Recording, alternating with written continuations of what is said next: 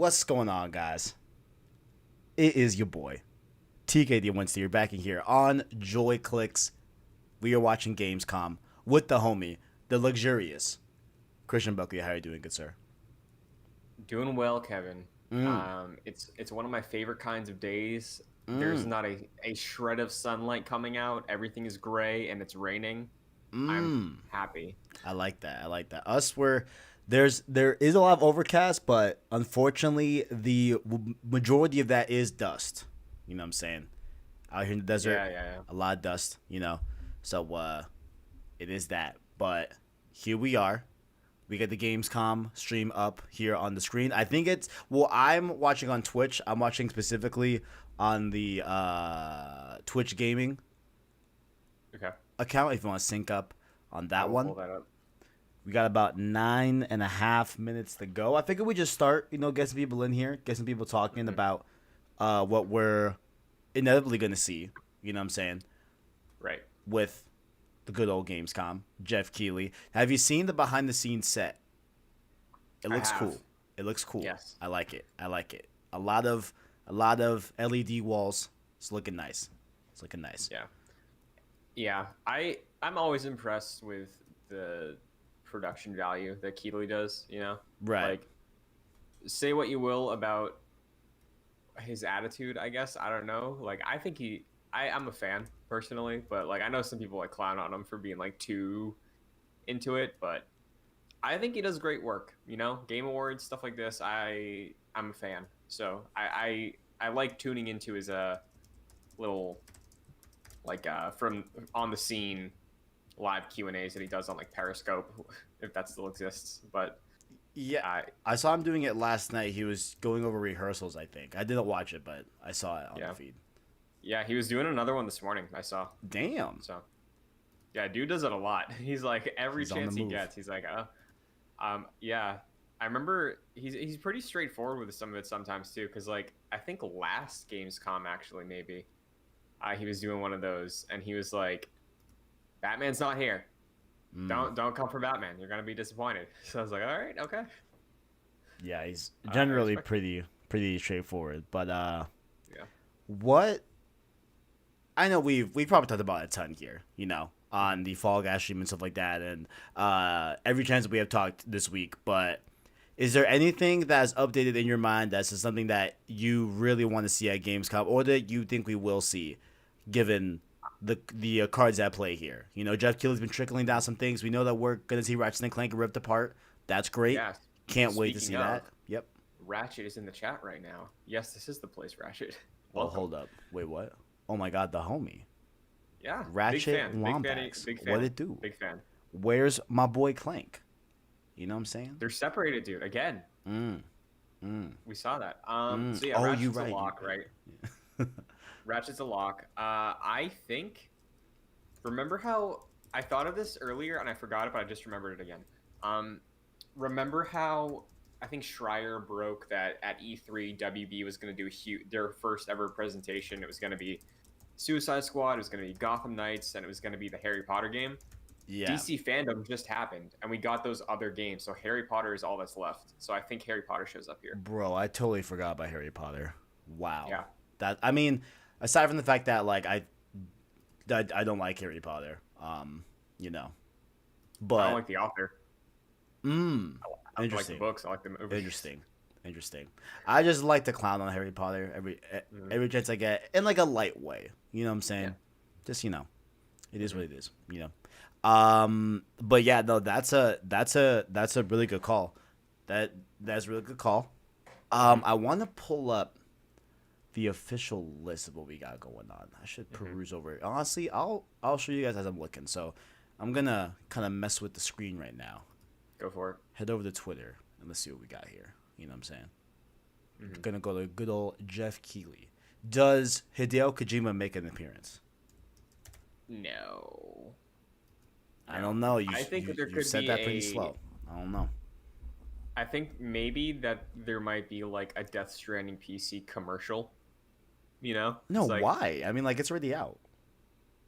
Yeah, ads exist for things that exist, you know? Oh, like a literal, like actual advertisement, not like something Yeah. that feels like an ad. That's like an in game. No, That's like like an in show a word. genuine Okay. like we'll be right back, and then it's like Okay. Yeah. cut Yeah. to.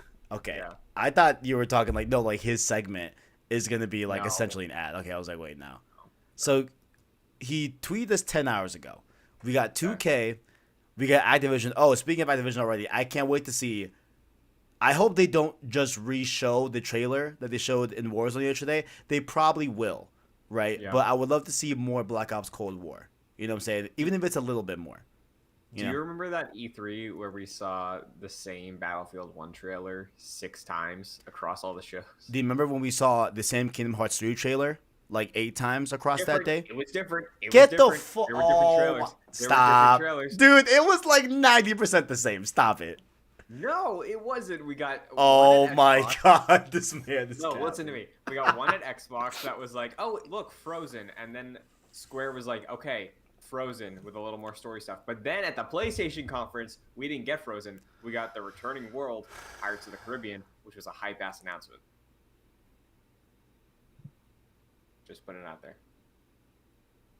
We got Bandai Namco. We got. Yeah, they're showing that game that you thought looked cool from something this summer, like Scarlet Nexus, right? That's gonna be here. They said Oh, that. right. Okay, okay. That's cool. That was shown at the PlayStation 5 reveal, right? I think Scarlet Maybe. Nexus. I think Maybe. is that the one that's supposed to be like the hyperlight drifter kind of sorta? That whole No. No? Scarlet Nexus was the anime looking game. Huh. The name is ringing bells.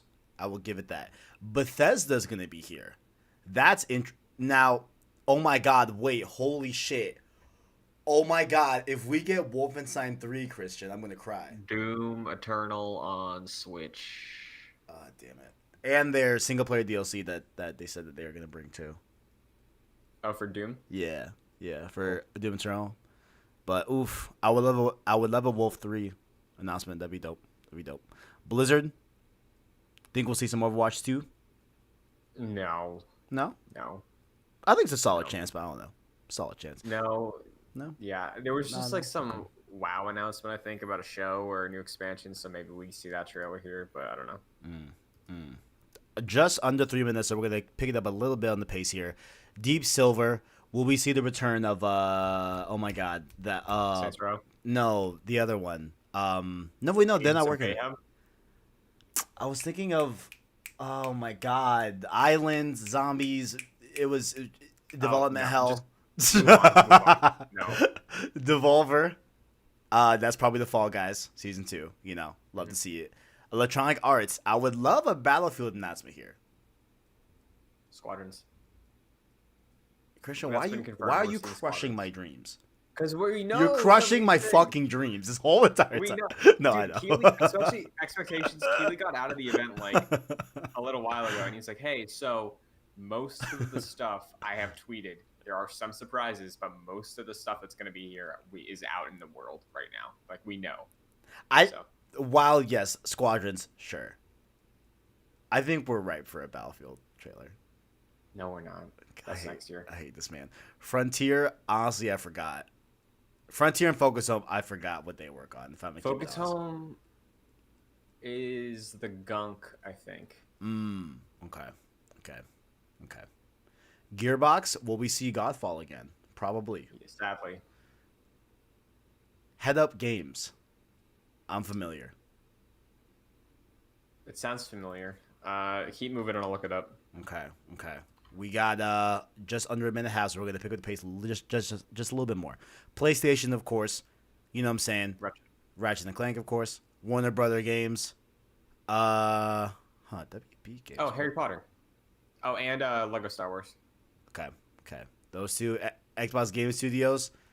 We'll see what comes out of there and more. So, Nice. this is what we know of going in. Of course, there will be surprises. Of course. Resident Evil 8.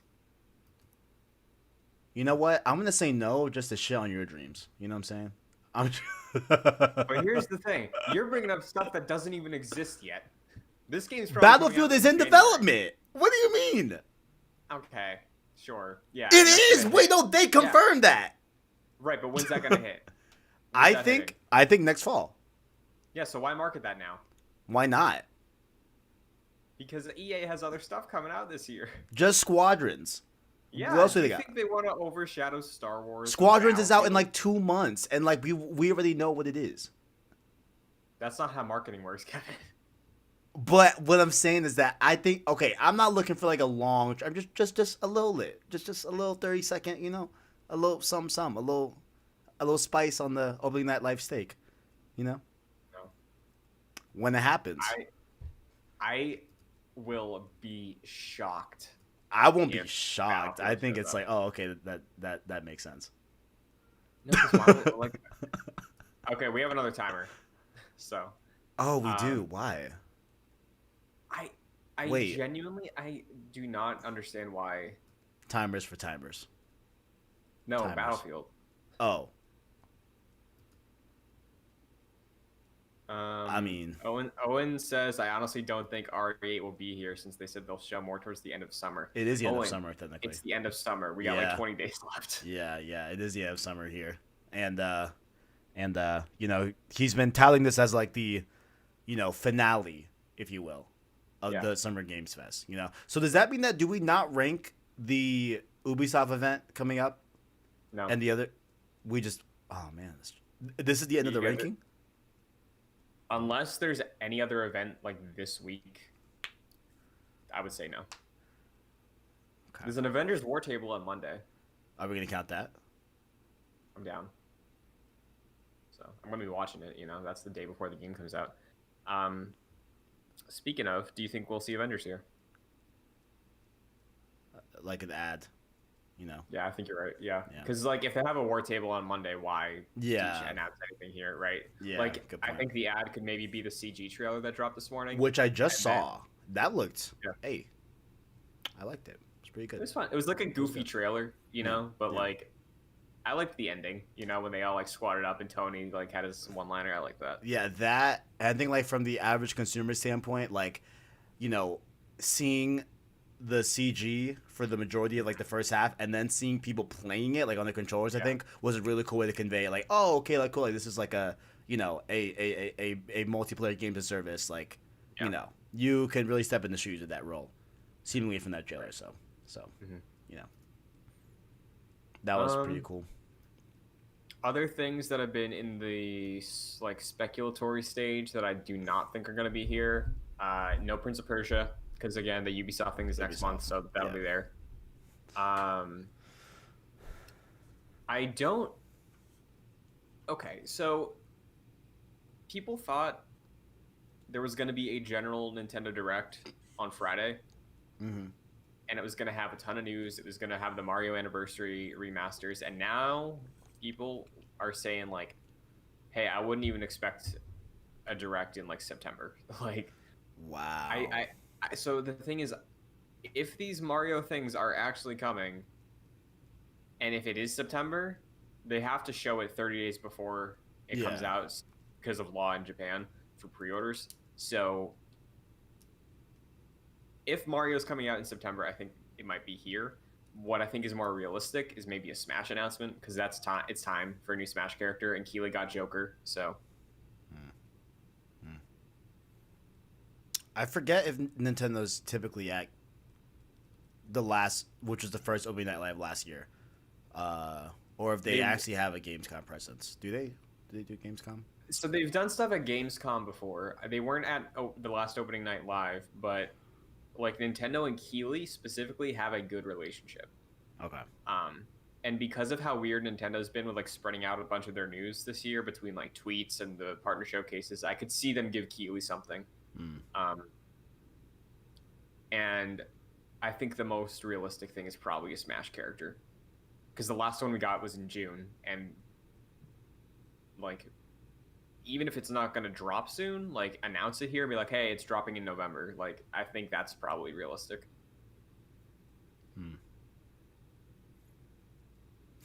Man, it's so weird, like how quiet they, or just when they talk, it's not like it doesn't have that like wow factor, and they've been really tampering expectations. You know what I'm saying? Whenever Mm-hmm. they do talk, which like I mean I appreciate to one tone, but second tone it's like man like you know where they at? But Mm-hmm. I feel that. So, I feel that. I feel that. Hmm. Well, um, All Night Live, Gamescom is happening. Hopefully there isn't another timer at the end of this one. You know, that'd be kind of unfortunate, but so looks like Kyle Bossman is hosting the pre-show. mm, the homie.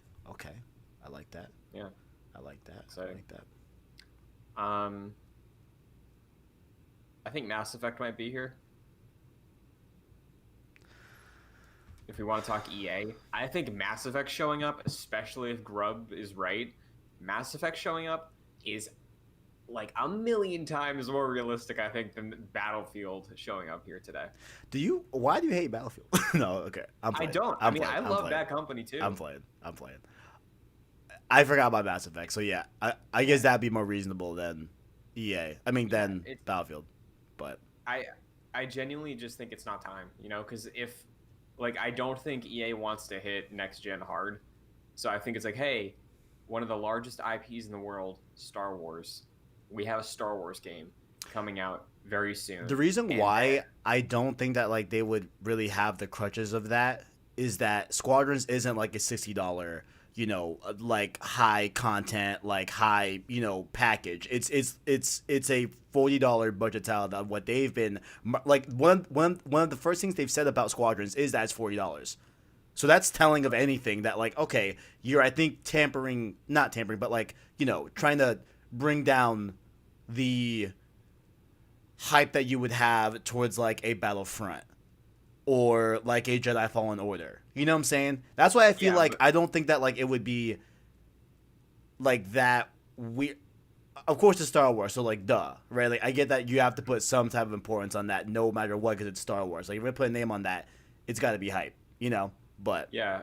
And like same time though, 90% of the purchases from Star Wars games come from like general public. If you put out a new Star Wars game that looks that good and it's only $40, I feel like that incentivizes that audience to buy it more. fair. Like for the Yeah. people that don't like judge the balance of like 60 versus 40, it's like, "Oh, you're putting out a $40 Star Wars game and it's just about piloting? Awesome." Like Yeah. that's the only thing they have lined up for a new release this fall outside of the FIFA and stuff like that. So like I think that's because that's a big multiplayer game too. That's going to be a huge focus of that game. That's how they're pitching it. They want it to be competitive, right? Yeah. So I think that gets the focus and between like because it's not going to be the EA show. So like having Squadrons and then bonus returning to probably the EA fan favorite franchise of Mass Effect, like the good ones. Um, I think that's realistic. I mean, if you ask me like whether I see Mass Effect or Battlefield, I want to see both, but I would love to see Mass Effect. You know what I'm saying? But I am interested a lot in Battlefield, especially this go around. How they have, I believe, confirmed or heavily alluded to that they're going, or just rumored that they are going to more of a modern era of Battlefield, which I think is very much needed. So I'm excited for that as well. But we'll see. We'll see. I would like to see all the games. Show me all the games. Why not? Why not? What do you think about Xbox Game Studios? Do you think we get a look at Initiative? Considering No. that they just had an event and they would have shown it there at this last one. You know what I'm saying? I think if anything, they will show Hellblade because again, I'm just judging this based off of previous events. Hellblade was at Game Awards, again another Keighley event, right? Right. So we didn't see Hellblade at that last show, and if Hellblade is a launch title, which we've kind of been led to believe, I think. Wait, based on- where? Because you Like, have said for that. me- But because you have said that, I don't remember it ever being pitched as a launch style. It was the game they revealed the Series X with. Okay. That's important. So was Halo, and look at that now. You know what I'm saying? Like But it was Kevin. I don't know if Halo was going to be a launch title though. no, it's not. It's delayed It to was. next year. I said it Oh, was gonna was. be Oh, was. Gotcha, until like gotcha. a week ago. It was planned to be a launch title. So revealing Halo with the Series X still makes sense to be a launch game, right? Yeah, but I don't remember them ever saying like, oh, like, Hellblade's day one, or like, I don't know if like making it. I mean, I'm just asking a question. Like, Yeah. I'm not saying wrong because like I just don't remember Hellblade. Like, I thought that them putting out that trailer that showed like very little or next to none of in-game footage, that like it was just a CG like conceptual like tonal type of trailer. You know what I'm saying, right? That was in game. That was the point of showing it that way. It wasn't CG. That was in game. Am I dumb? I think I might be dumb. Also, I just looked it up. According to Gfinity Esports, there is Ninja Theory said the game is targeting a November 2020 release. So Okay, I do. Okay, I rest my case. um, I'm also seeing someone saying launch window, so that would cover November to March. Right. So still launch-ish title, I think. Showcasing that, if that, like, because what I'm saying is if that's all they have, right? Yeah. Because the way it was Yeah. revealed, the way they revealed Halo and the way they revealed this game, Right. both of them I think are tied to Series X as a console launch. So if Halo's out, that's why I'm saying like Hellblade makes sense to be the thing to showcase now. I think I'm questioning it because I feel like we would have gotten like a similar gameplay demo or like just a showing at that last month at Xbox if it was going to be a launch title. And now that we didn't see it there, it's like, okay, where is it really though? You know what I'm saying? Like, I get you can target anything, but like, is it really if you didn't even show it at the latest Xbox title that was supposed to push the first party games for Xbox Series X and the new generation of Xbox? You know what I'm saying? So I think that's where like my question was. You know what I'm saying? Same time though, I can see them approach it from like, we want Halo to have the full spotlight. It's like, this is the launch game, because they didn't, when they showed that, they did not think they were going to delay that game. So like, yeah. I think if they were, because the thing is, we heard these rumblings of like, oh, they took announcements out of this presentation to save in case Sony did something. So like, right. If you only had the two launch titles and Hellblade was one of them, and you did not plan on delaying Halo, I think at your big event, it's like, okay, Halo is the thing that gets the focus, right? Right. So, like, hindsight, obviously, you probably should have shown both, but, like, I think Hellblade is probably that game that got pulled that was like, hey, just in case something happens, we should drop this. Well, Okay. Right. So, I could see it be that. I could just see it be the reason it wasn't there before is because they wanted to highlight Halo, not knowing days later they would delay it indefinitely. Yeah, so. Yeah. And I'm sure you've been following all that too with the switching of the leadership there and stuff like that. Mm-hmm. It's been wild. Apparently the campaign wasn't even done when they showed it last month. And it was supposed to be out in November and the campaign wasn't done? Mm-hmm. That's wild. That's crazy. It's unfortunate. Cav, how did you like your Kratos deepfake? Have you seen that? I did, yeah. I saw it in the Discord. I was so impressed. I know it was just an app, but damn, I was impressed. Crazy. Yeah. We got 22 seconds to go. I'm trying to think of any last things. Any last crazy things that... Do you think Facebook shows up and announces the rebranding thing, which I hate? No, it's horrible. I don't think that's what this show is, and I don't think Keighley would want to highlight that personally. True. I'll say final thing. Crash Bandicoot and Smash.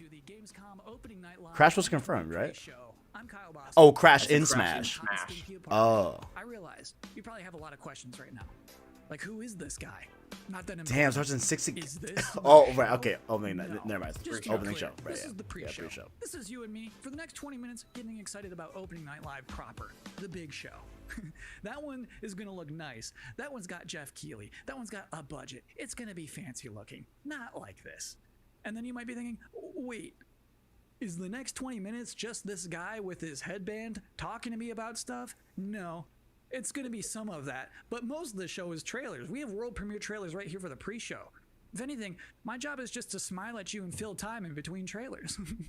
In fact, we should, I think, start off with a trailer. We'll talk about opening night live. It's going to be big and fun and awesome, but I feel like the best way to kick off a pre-show is just to get right into one. Our first world premiere trailer is a game that was just announced earlier this year at an Inside Xbox event from Bandai Namco. This is Scarlet Nexus.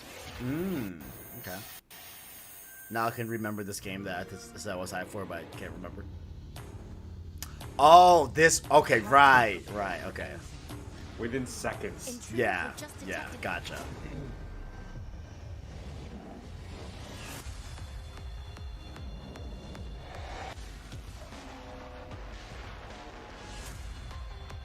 We have to work together.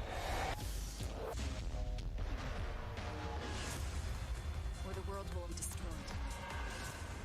We have so many different powers. Let's do this.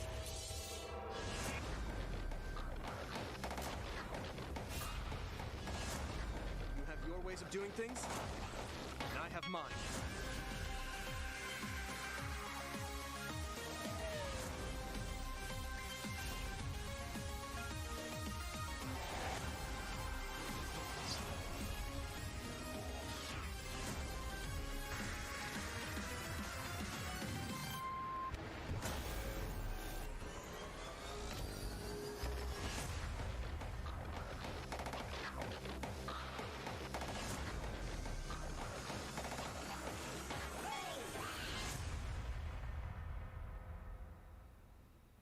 Wait.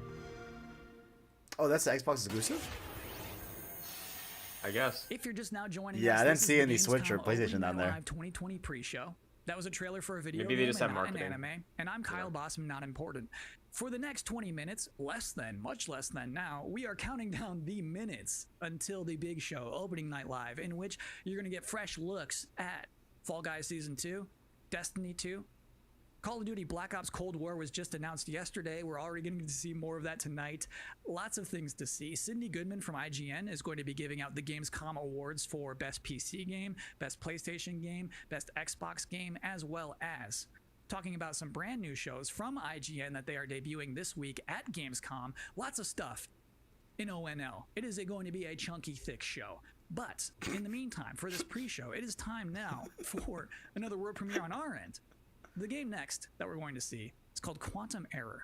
And parents, Ooh. let me warn you now. All right. It's time Okay. to put This kids was the to bed. first-person It's firefighter about horror to get game. scary as hell in here. I don't care if you're in the Western Hemisphere and it is the afternoon. Put the kids to bed.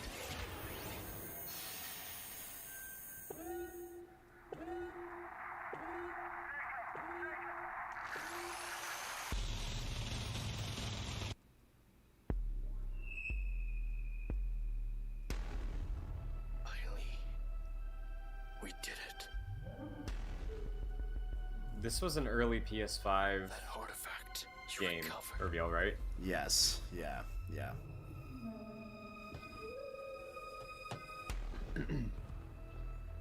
The answer to all our questions. What's odd is that it looks like a VR game, I was just gonna say, if this was in VR, I would probably play it. but if this is like the quote unquote like flat game, which I think it is, it's yeah, not that impressive. When you say flat, do you mean like visually or just like a normal PS4 game? I've heard verbiage in the VR community that they are now calling like the standard way of playing like on a screen, call that flat gaming. So I've heard. As a member of the VR community, I've not heard that once. I've seen that on the Reddits a few times. I'm like, what the fuck is flat gaming? Be infinite. I thought you meant like the textures. I was like, I could see it. I mean, they do look flat. They do look flat. Alright, I'm unfortunately a little less sold on that. Not that I was ever sold, per se, but... We've got a lot more world exclusive trailers to go, more pre-show to go, an interview with Jeff Keighley. Next up, we have a car brand synonymous with racing and innovation and a key partner of Gamescom for years, Ford. They're about to exclusively reveal the first ever car made with gamers for gamers. Check it out. Ford knows racing. In 2019, we brought our love of racing to gaming, and Team Fordzilla was born. And that was just the beginning. In May, we launched Project P1 to design a car in collaboration with gamers for gaming. This project was a global first, and our designers let their imagination go wild. So on to our first global announcement. Please welcome our first ever Team Fordzilla Project P1 model.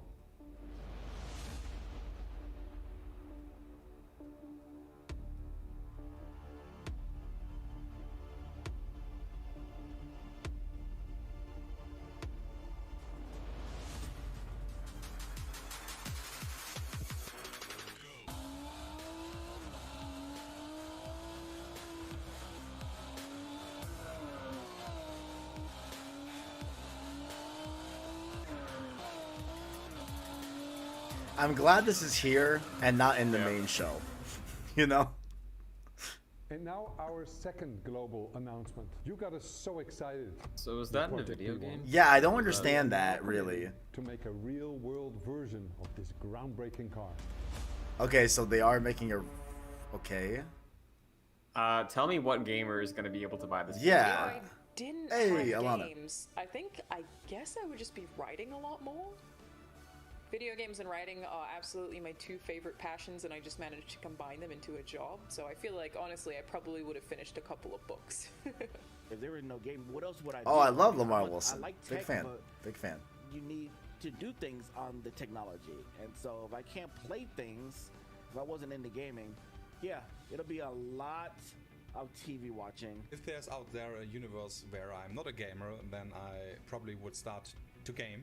I think I will try something to put some smile on the face of everyone.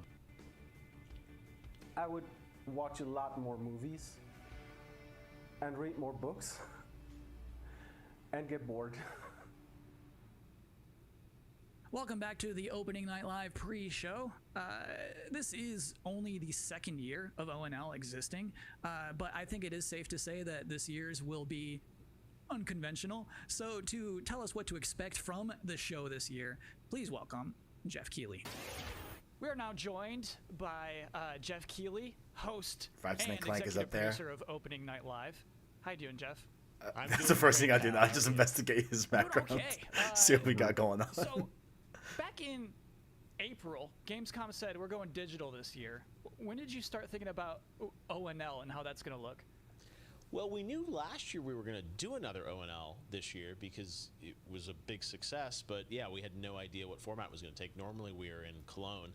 This year we're doing it from Los Angeles, but actually Gamescom came to me and said we definitely want to do ONL. It's a digital event for the whole world, so even if we don't have something physically in Germany, we still want to do this show with you. And I said I was doing Summer Game Fest, and maybe we can bring all these things together to create this grand finale for the show. And all summer I was really hoping to do a show that was a little bit bigger than I've been broadcasting from home here for many months, and I wanted to do something with kind of a set and a little bit of spectacle to it, and bring the whole industry together, and that's what we're gonna do. So is it going to be just as long as a regular show? Yeah, we have like 2 hours of stuff to show folks from across the industry.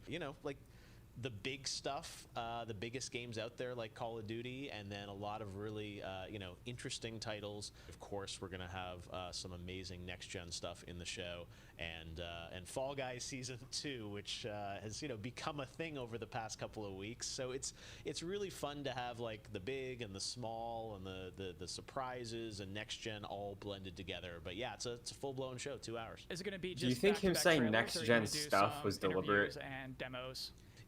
Like, instead of saying next-gen games, I'm not saying I noticed that and didn't want to bring it up, but I did notice that and didn't want to bring it up because I don't want, you know what I'm saying, that was interesting. Right out of the gate is that this is not next-gen stuff, huh? wall-to-wall shock and awe announcements of new games similar to last year at Gamescom. We have some really big updates on games that fans are excited about and meaningful, but the kind of big surprise announcements We have a few things in the show, and you know, we have lots of great things planned for the Game Awards. But similar to last year, this is really a showcase of like big holiday games coming next year that you know. Always about. got to tease the next you know, thing. I would tell people to set their expectations to be. I'm excited really for Game Awards this year. updates on existing games versus blowing you away with. You know, I am every year, surprise but this year I feel like it's announcements. going to get a lot of the stuff that. Great. Jeff, I'm Did personally have looking forward to the show. The planning to Well, do their own event this summer. Me too. Right, It's been really fun to build this, but you know, even working with our team, it's been challenging to do things safely in the era of COVID, and it's been meant a lot to me that Gamescom has said we still want to do this show, and I think for all of us in the industry, we want that big showcase. So I'm just really excited to honestly like leave home, do like have a set, and you'll see we've got like screens and lights, and it's. If we do it right, we're going to hopefully create that magic moment that we haven't felt this summer, right? And a lot of the events this summer have been pre-taped, and they've been great. And The fan dome got close. But I really wanted to do something live. When are we going to do the Joy into it. Click So Dome, huh? If we do things right, that's what people are about to see. When I have a budget. Thanks, Kyle. Thanks for hosting the pre-show. I'm doing my best. The Joy Click Dome. So just so we're all on the same page about what just happened, that was basically an interview with my boss using questions that I mostly already know the answers to. So considering all that, I think that went pretty well.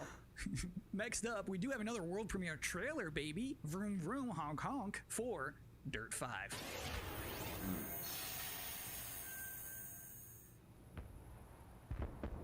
I thought Dirt 5 was already announced, so that's what's okay.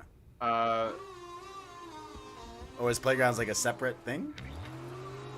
I don't know.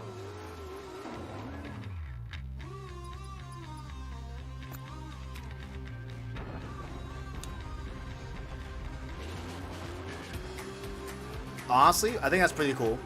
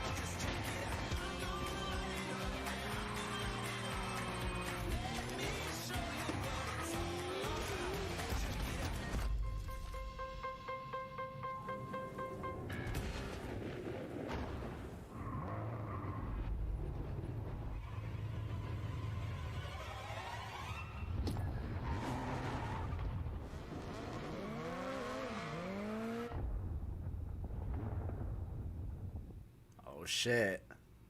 Vampire car. Vampire car, man. So you think like it a runs on vampire fucking blood. bit a car and sucked out gas? To be continued. It is now time for the part of the pre-show that I've been reading your live comments. I see them right now. Everybody's blowing up, demanding Kyle's 10 reasons to be excited for opening night live. Well, let's kick it off. Reason number 10 to be excited for opening night live 2020, feeling excited for next gen again. Number 9, Jeff Keighley wardrobe reveal. Number 8 reason to be excited for opening night live 2020, Destiny trailers are usually pretty good. Oh, hell Number yeah. 7, There we it go. would mean this pre-show is finally over. Number 6, Call of Duty Black Ops Cold War. Very Number true. 5 reason to be excited for ONL 2020, Shadow Drops. Number 4, I got my Fall Switch Guys near me. Season 2. Number 3 reason to be excited for ONL 2020, actual gameplay from a mysterious PlayStation 5 exclusive. Ooh. Number 2. Wait, what? Everything Wait, else in what my the life fuck sucks did he right just now. say? And the number What? 1 reason to be Wait. excited for opening night live 2020, Hold up. Jeff Keighley said it's gonna be good. We have one final world premiere trailer to Leo show got off, 5 and crowns this in a trailer row is and got an the plat, announcement Kevin. I hate my of life. a Switch version of a popular game from 2018 that can only be described as Dinosaursy. Enjoy. Oh, I saw a tweet about this. Yeah. What is this? Oh, like a Dino Tycoon type thing? Or whatever? Okay. Well, The It's ones the before you did, Jurassic too. World. Oh, Because this. they believed Right, that they right, were in right. control. And control, well, That's cool. My friend Here's got the this on thing. PS4. He likes it a lot. He's a big Jurassic Park humanity fan. is desperate for it. We are seduced by it, but we never really possess it. You see, life can be tenacious and stubborn. Life will not be contained.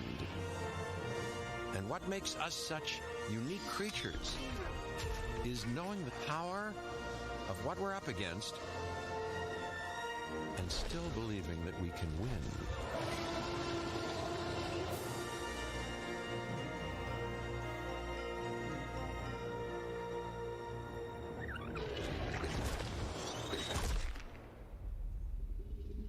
Cool.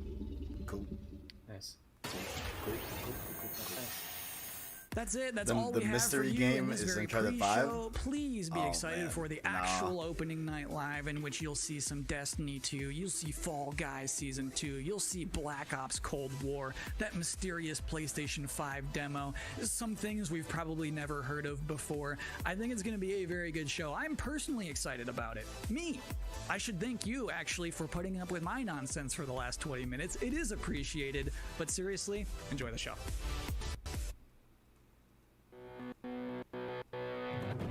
So what's the plan?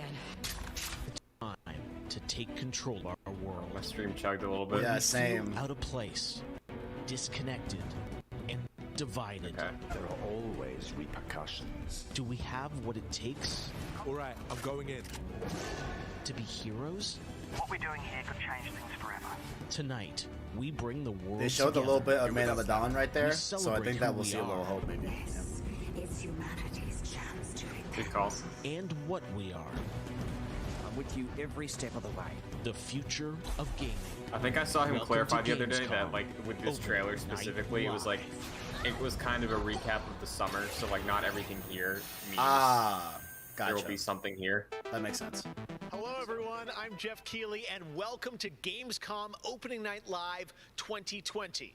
Now, this year, Gamescom is, of course, a little different than normal, and I hope all of you and your families are safe and healthy at home.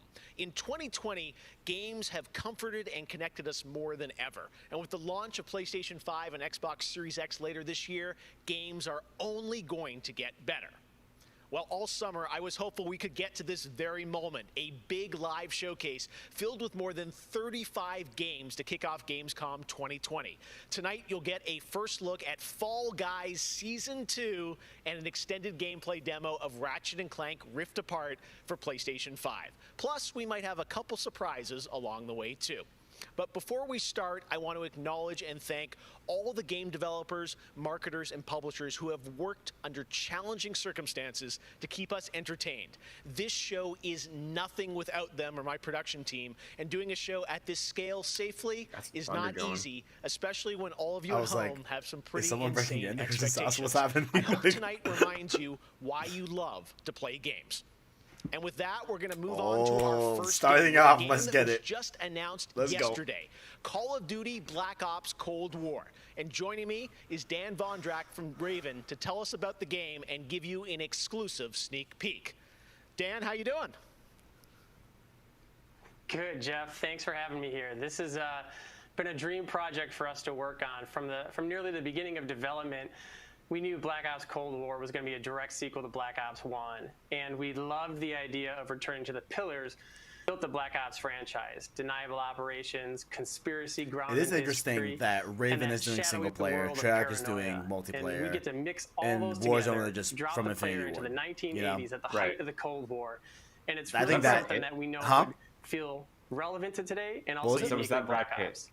Well, you No. start playing with Black Ops, everyone He does wants look to like know Brad the Pitt though. Yeah, characters. that's We a saw new yesterday that's in new the character reveal in it. trailers, Have you guys seen the so trailer? some familiar Yeah, that's a faces, so, that's a new you know, character. Woods, Mason, like break it down. How but does this fit into the Black yeah, he Ops does canon? look You like said it's a Brad direct Pitt. He sequel, does. so are we going to see a lot of familiar faces? Yeah, part of the fun in making this game was bringing back the iconic characters like Woods and Hudson and Mason and seeing how all those personalities mix with some of the new characters. So the campaign takes place in 1981. It makes me want to replay and the original. We love that we've been Right? able to have That's so it many hurts because you connections can't to do it the on original PS4. Black Ops and really be It a hurts. direct It sequel hurts. to the game. Now, one thing that I'm really excited about this is you're pushing the storytelling in kind of a new direction with some branches and some options about how you play through the campaign. Can you maybe walk us through your thinking there? Yeah, one of the driving forces from early in development was to say, let's take this Black Ops thrill ride and infuse it with some player choice and some player freedom. Anything we can do to give the player a little more ownership over their experience. So that starts with allowing the player to create their own character for the Cold War campaign. They can name them and pick a military background and really. These all pretend came they out are that yesterday, Black but Ops it's soldier really that they wanna interesting. be. From there, Okay. we wanted to take some of our missions and infuse optional objectives, multiple paths, and some player choice moments inside some of those missions. And it was fun to find that balance between the hard-driving Call of Duty action and these more non-linear experiences inside some of the missions. So with choice comes the player wanting to feel that impact. So some of those choices earlier in the game and some towards the end will actually shape the ending of the narrative of the campaign. All right, so multiple endings to this game. Yeah, absolutely, absolutely. That was one of the big things for us. It's like we love that Black Ops has always been willing to take risks, and we all know they did some of this in Black Ops 2. And with our story and with these features, we loved paying homage to those early Black Ops games. Oh, yeah, I remember the numbers. All right. Well, Dan, we are excited to see more of it. I know multiplayer reveal is coming in September, but since you got a Switch there, maybe you could flip the switch on something exclusive for us. What are you going to see? Yeah, chugging right absolutely. now. This Yeah, is a really little bit exciting because too. this will be the first time we've done this outside the walls of the development studio.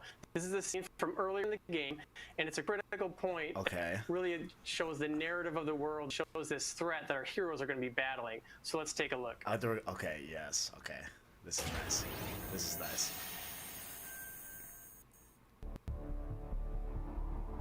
"1943. Detailed information from the Manhattan Project was stolen from Los Alamos by the Russian spy known as Perseus. 1968. The Vietnam War. Viet Cong soldiers orchestrated by Perseus attempted to steal an American-made nuclear bomb from a U.S. firebase. 5 days ago, while on a mission, we acquired intel that Perseus is in play again and planning an attack on the West. Perseus. The CIA's analysts consider him to be the single largest threat to the free world." Mr. Hudson, we're all aware of Perseus. We're also aware he's more myth than fact. I mean, personally, I think he's nothing more than the Russian boogeyman. General Haig, allow me to introduce the man best suited to respond to that. CIA clandestine special officer Russell Adler. He's one of the few people who even come close to capturing Perseus. Mr. Adler, why should we take this Perseus threat seriously? You don't have to, sir. Yeah, then a lot of innocent people are gonna die. Why do you say that? Sir. Every time Perseus has come into play, it shifted the balance of the Cold War. After 13 years of silence, if he's active, something big is gonna happen. Something that will affect the free world.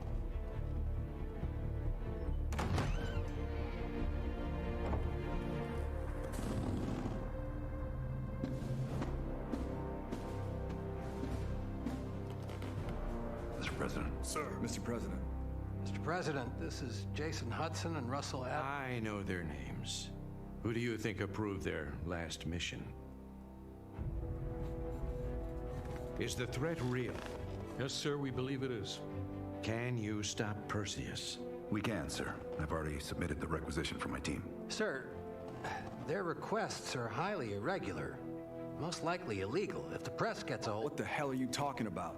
Do you know who we are? Every mission we go on is illegal. Sergeant Woods, plausible deniability is the backbone of our work. Al, we're talking about preventing an attack on the free men and women of the world. Give Mr. Adler whatever he wants. Gentlemen, you've been given an important task. Protecting our very way of life from a great evil. There is no higher duty There is no higher honor. And while few people will know of your struggles, rest assured, the entire free world will benefit. I know you won't fail us.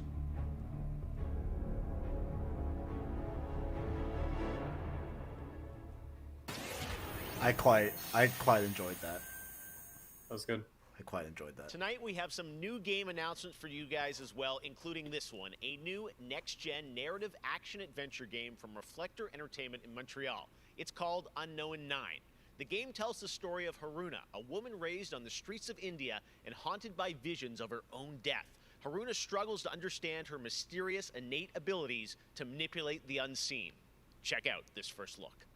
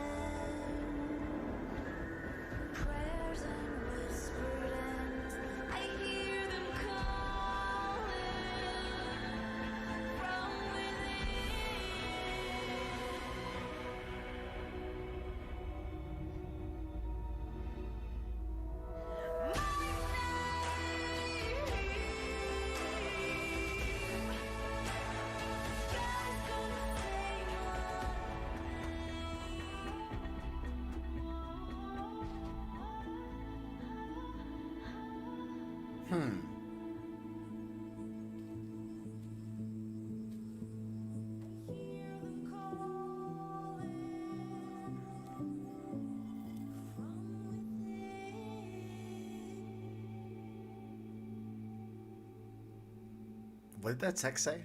Did Yeah, you get to what read was that? it? I No. don't know what that said. Okay, that looked all right. All right, not like all right, but all right as in good, like all right. But Right, that no, yeah. yeah. All right, let's get Oh, to here the we go. gameplay. One of this year's Iraq biggest man's hyped. games has been Doom Eternal. Let's get Tonight it. we've got an exclusive first look. This is at maybe the like campaign a PS5 expansion called the Ancient DLC Gods Part purchase 1. for me. You know Check what I'm saying? this out. Definitely. Just to go back to Doom Eternal for sure, because God, that game is so fun.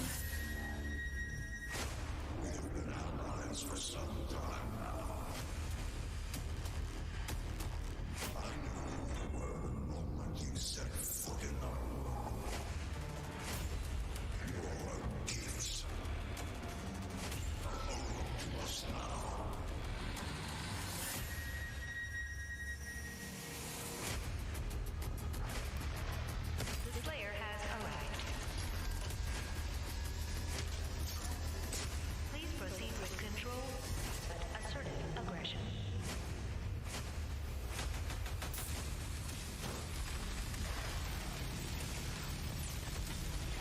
We work to resurrect the only ones who can save this world.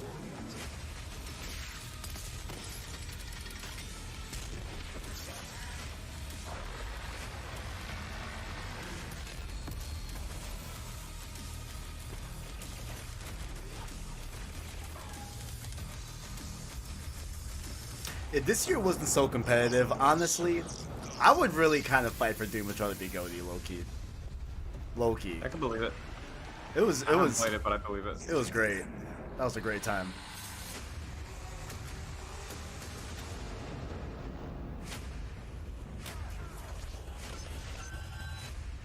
Those fuckers are so hard. Oh my god. Jesus Christ. I hate those guys.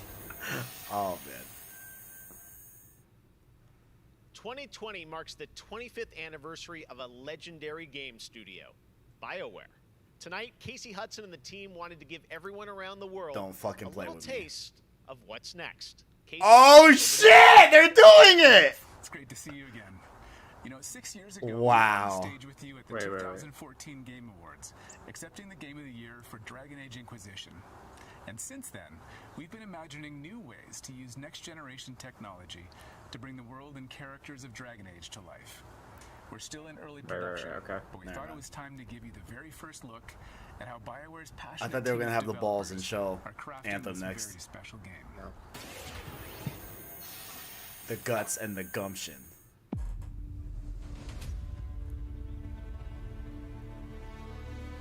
I've been at BioWare for a really long time, so Oh. I've got to see it grow up. In terms from a Did you think it was company gameplay people too? to a company. Yeah, I was like, I thought it was super limited. I was like, damn. I was like, oh. damn. There's amazing people in the industry. There's amazing stories to be told with other people. I love that character so much. We got lightning now. We're very experimental here at BioWare, so we're always coming up with new stuff. We're always Now, trying to what are the improve, innovate, chances and bring What's new up? the characters follow-up to life for our announcement players and fans is to the enjoy. Mass Effect trilogy? Honestly, The world of I can Dragon see Age it, really kinda. has got it all. I hope. It's got frontier I've never- stories. It's got To mystery. be fair, I've never it's given got Dragon Age a chance. hard-boiled I do detective like fantasy stories. stuff, but And of course, it's all I wrapped haven't. up in kind of a Me fantasy neither. setting.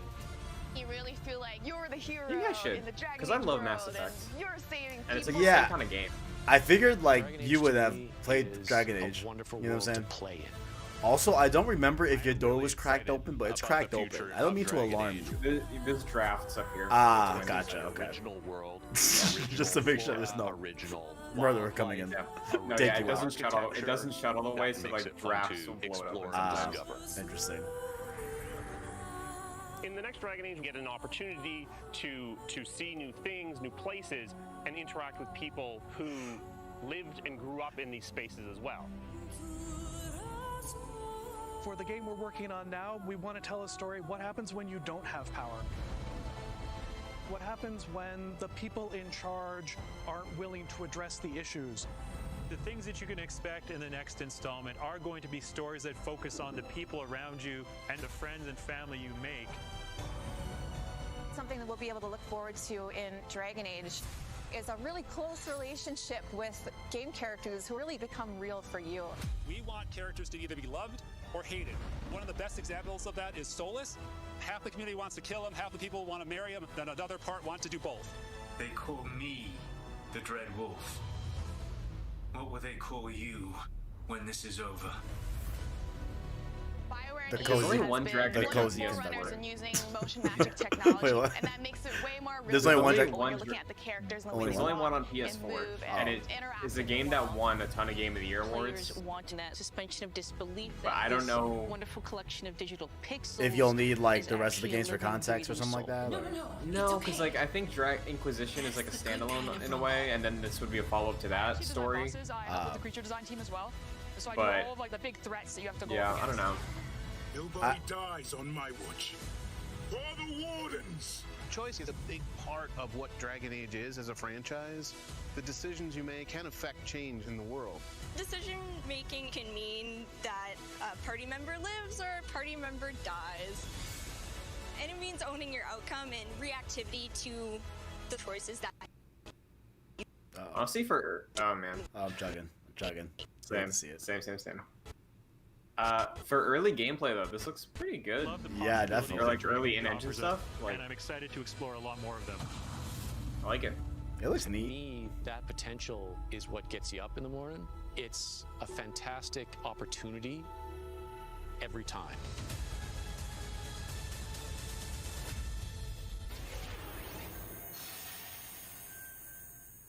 Next up, it's time for something special. What the fuck? What the fuck? Wait! No! Wait, what is this? What is this? Oh! Great Scott! Yo! There's serious miscalculation. What's his name? Back to the Future. It's not a game, right? Doctor of physics, not of medicine, and certainly not that. This is like Keighley when he gets the Muppets. Oh my god. Jeff, I did come back from the future to this precise moment on August 27th, 2020, because it's imperative we launch Surgeon Simulator 2 right now. God And fucking what exactly do you have to do with Surgeon Simulator?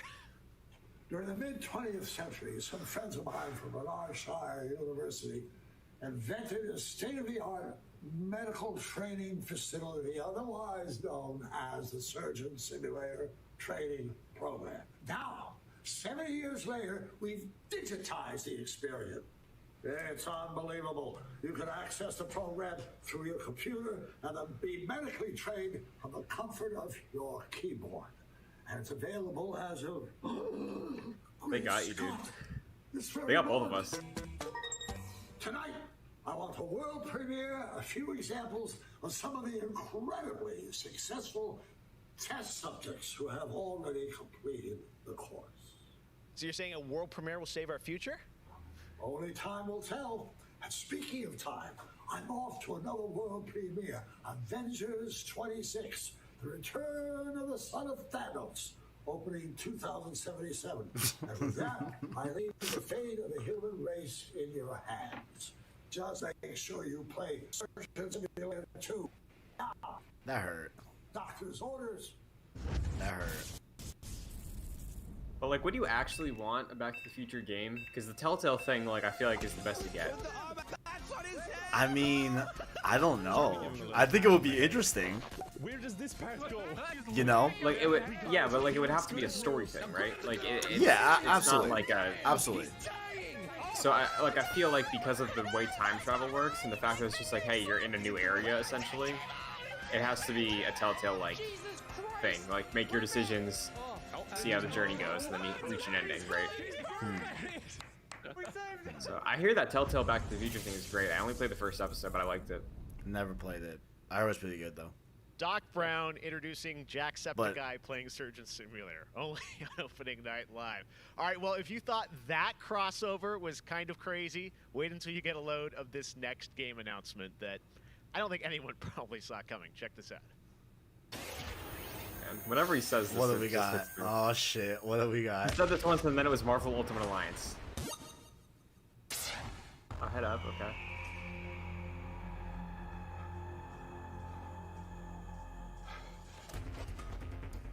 Is that? No, okay.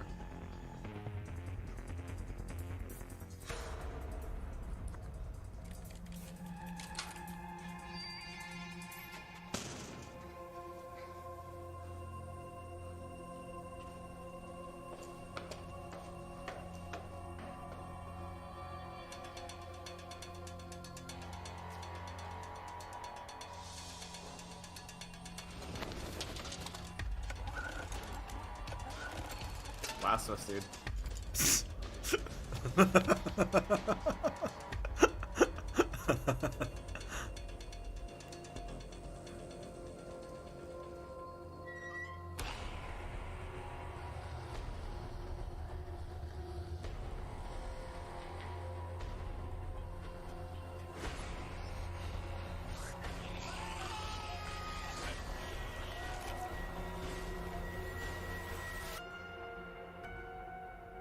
What?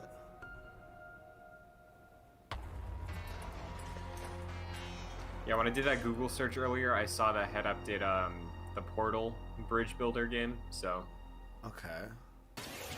makes sense. Okay. Okay. Interesting. Tonight is just the start of Gamescom 2020. Over the next 3 days, there are more streams from IGN and Webedia with in-depth looks at games, a digital cosplay contest, and some special new shows just for Gamescom. Your portal for all things Gamescom this year is Gamescom Now, which you can check out at gamescom.global. Now, one game you'll hear more about later on IGN's post-show is this one, a return of two classic characters that I love. Check this out.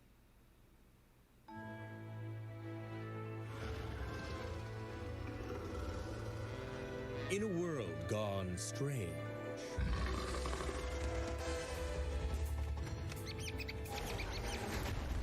one elite force Do you know stands this? against the dark. I think is it Sam and Max? I think it's Sam and Max. But even I have no they idea need what this some is. help.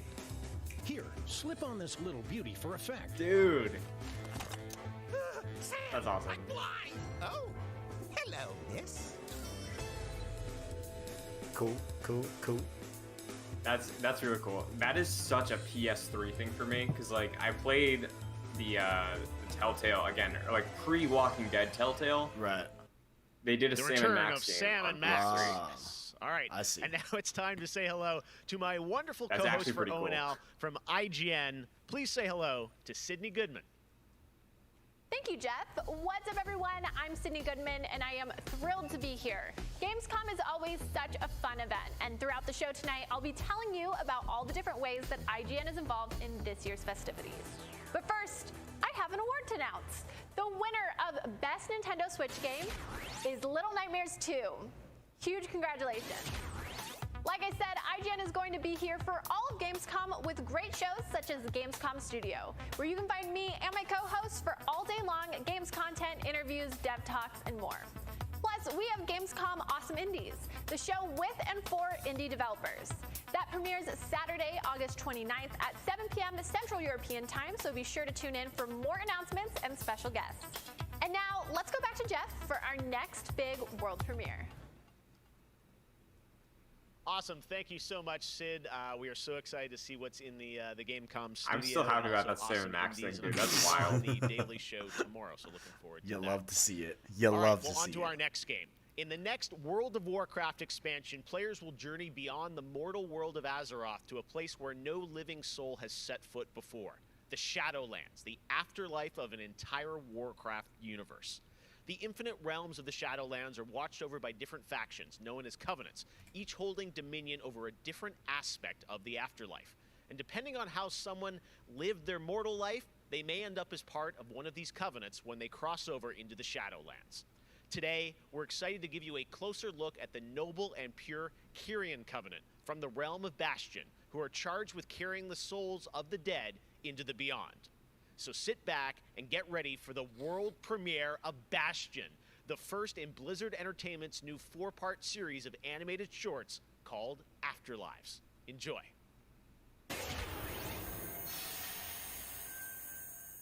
What?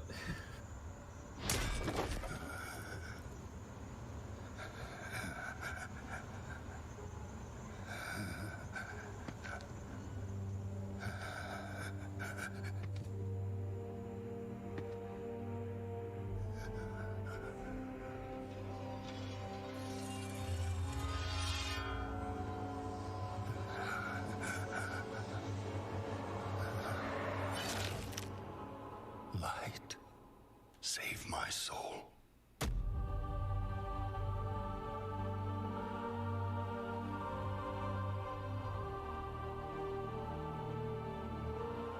Are we, like... Uther. How's the public doing with Blizzard right now? Like, do we like them or no? No, not even that. Like, what have they done since like everything went to hell? And for that, That's a good point. I don't know. Have they just been quiet? Is that it? Is it like, oh yeah? your mortal burdens I think so. and join the Didn't they ranks fire a ton of people this the summer, too? ascended, serving to ferry the souls that of last the year? dead unto the Shadowlands. Wait, did they do what now? Did they fire a bunch of people this year? There is an evil. Or was that just Activision? There is I think that was no evil here. Activision. The darkness I was think. sealed within the maw long ago. You're wrong. He destroyed my home, murdered my people and my king. Is Overwatch the only Blizzard game that you're like You are an experienced aspirant with now. and like are You a must Yeah. some level of a fan of? Yeah, and purge yeah, yourself yeah. of this I was never in the WoW. desire for vengeance. Yeah. What I tried it once, but like No. is justice. I feel like I would. If there's anything, Why are you training it would this probably be soul? Diablo. It is beneath your station But, as like- a paragon. He cannot I tried Diablo 3 on my Switch and No. it just didn't grab me. retribution You know. for his death. And this concerns you? Meanwhile, I'll play the Many exact souls same take game if eons it's skinned to with ascend. Marvel. Because I love Marvel Heroes Omega, and now it's just Diablo. Broken, Thenios. Unlike any soul I have seen, I have begun to wonder I'll try whether Diablo he 4, was deemed whenever that worthy hits, of I don't know. Bastion. By mistake. Be careful, Devos. I would not let the Archon hear such a thought. In time. So is this like a WoW? I think show? it's a WoW expansion. Wait, a show? Because Keighley said it was the first of like 4 animated shorts. Oh. I I was like half listening because I heard about this the other day, so I had a feeling when he said Blizzard, I was like, it's probably this. You are ready to ascend. And what is keeping me from ascension? Nothing but the memory of your mortal How are we feeling life. so far, chat? Oh, and are you excited about anything yet? When I can still feel his blade. Remember when they teased me on Back to the Future? That was fun. Dude, yeah. Like the second you hear that first note. Oh, you already know it's a wrap. Yeah. It's a wrap. Yeah. He betrayed us all. Show me.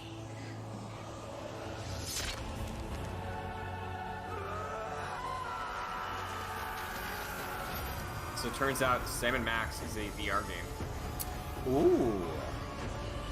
So I'm winning. Definitely, for sure. In terms of announcements so far. For sure. On his blade were unmistakable.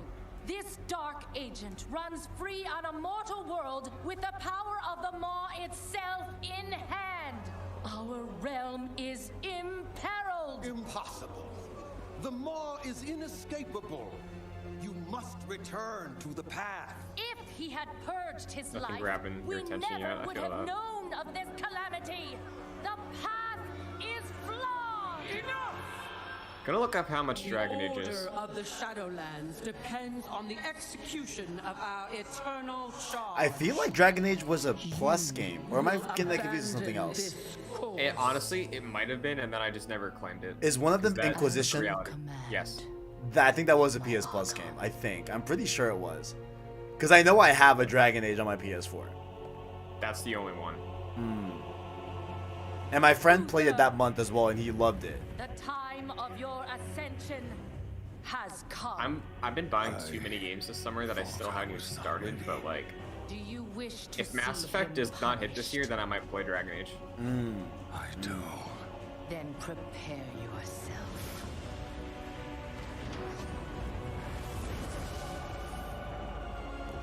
We will see. I hope this is cool for someone. He falls. You know? We will claim Yeah. him.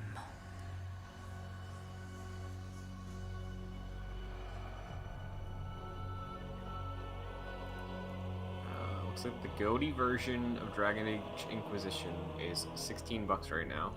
Hey, it's, okay. It's not bad. Not bad. I think I've seen it get lower on the PSN, but we'll see.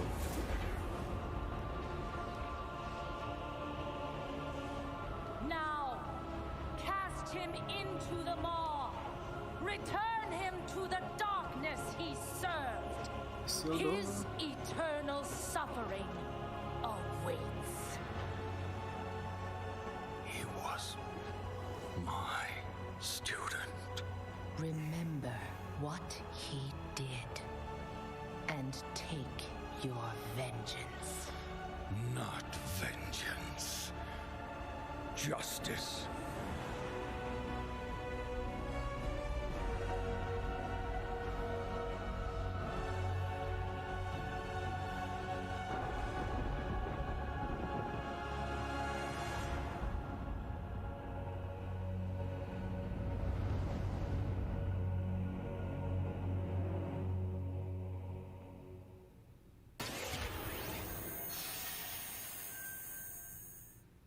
All right, hope you guys enjoyed that exclusive look at Bastion. Now, we know many of you can't wait to experience Shadowlands, and our friends at Blizzard want you to know the wait is almost over.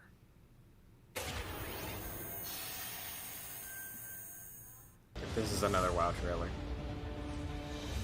Yo, are you serious? Dude, what? Wow. They really did back to back. You know what now? Now I want an entire lore recap of Destiny 2 before we get this Destiny 2 trailer today.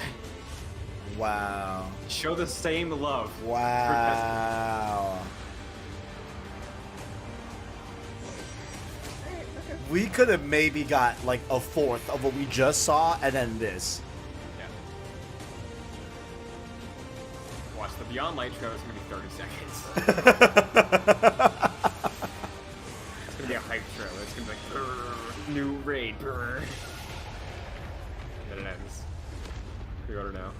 You hate to see it. All right.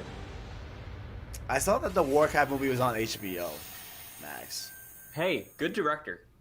And I thought about it 27th, very, very it slightly. is But also the official. Assassin's We have Creed with so Michael much more Fassbender was opening night also on there live too. still to go for And you. that one I'm Ratchet actually and like, Clank, I might actually PlayStation watch 5, much more. Stay tuned. All right, but now it's time for the announcement of a new universe that is coming to gaming for the first time with a project from a Canadian studio. Check this out. Okay. Oh no. Come on, stream. Hang in Keighley, there. don't. No. Oh, okay. What is this? New universe? Shit, I'm frozen. Never mind. I'm frozen. Divided. Conquered. Bionicle. What is this? Until Is it Bionicle? Yeah, it looks like the arm. Yeah. No, man, we frozen. No. Oh, this hurts. The thing is, new Focus. universe implies Warhammer. it's an existing. A Warhammer. Focus Home, Warhammer, and Gasket Games. Oh, this hurts. Well, it's Warhammer. Open. Oh. Like, that's not Gotcha. the studio. That's the IP. That's the universe. Okay, right? gotcha. Should I try refreshing or just let it go? I'm Either chugging way. too. Okay, it's yeah. my end also, so it's not. If everyone's chugging, it's not. Damn, that hurts. You hate to see this. I'm gonna pull it up on my phone and see if it's any better, but because I don't want to risk refreshing and then like get behind. I got a title. I got a year off of Nibel, and a year right now on screen. Yeah, year's on screen right now. Back, I had some masks. Okay, never on Crash. No, fix it for Crash. Come on now. Oh no. Crash, of course, had. Let's bring him out, everybody. Crash Bandicoot. Oh my God, Crash is fucking here. He's I where? think. Hold on. Oh, this hurts. Twitch.tv/The Game Awards. I'm gonna see if that's better. Okay.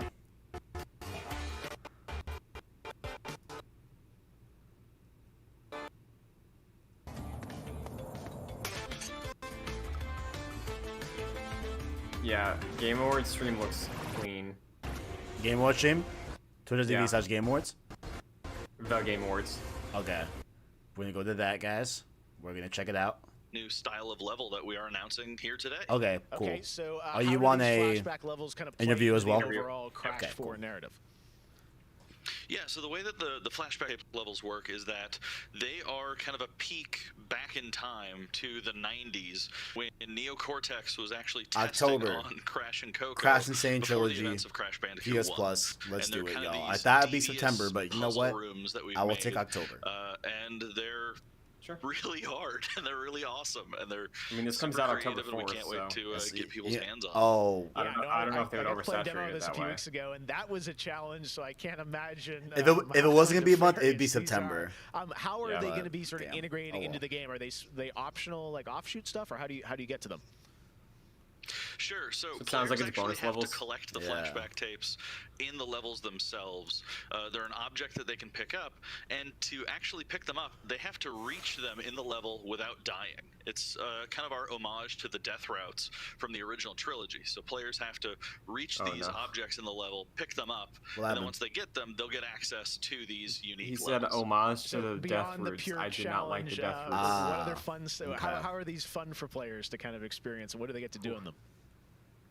Sure. So one of the things that we did was we actually used these as, like I said, puzzle rooms. Really kind of fun, nefarious, devious ways for Crash to really express that pure platforming. I feel like kind it's of, really cool aspect that, of gameplay you know, that we know they about could the have just done franchise. Crash But then 4 narratively and just for called us, it a day. It was really cool But like, to it seems like layer they're in doing a lot of kind really cool of stuff a with the unique game, perspective you know, to the make it franchise. more This than is just the a Crash 4. moment when Cortex is that really excited I can about the recognize as someone that prospect hasn't of played Crash Crash. being on his team, because Crash was originally created by Cortex, and so this is a weird point in time that's never really been explored in the games before. Awesome. All right. Well, Crash 4, it's about time. Looks phenomenal, Lou. We cannot wait to check it out in October. Thanks for joining us. Yeah, thanks for having me. Awesome. All right. Well, we will be right back after this for more Gamescom Opening Night Live.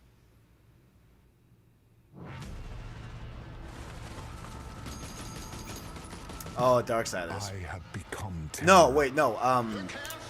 You mean Outriders? Fuck. The game that you love so much? Shit. Yo, I got fucking slipping, yo. Oh, man. The hordes of Enoch will fall before me. But together, this entire planet will fear us. The anomaly alters us, each in our own ways, yet we are drawn down the same road, into the dark heart of creation. 'Cause I feel the way you feel. Yeah, I kill the way you kill. We will find the source, whatever it holds, whatever it takes.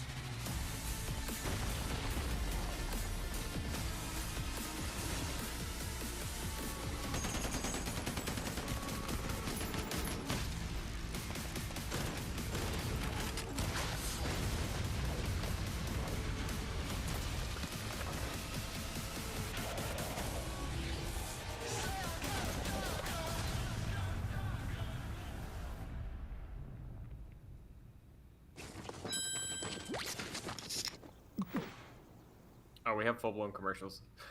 Did not realize. Welcome to the Hyperscape. Hey. Enter a contender.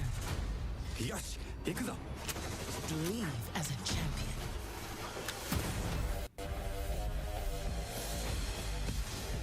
This is it.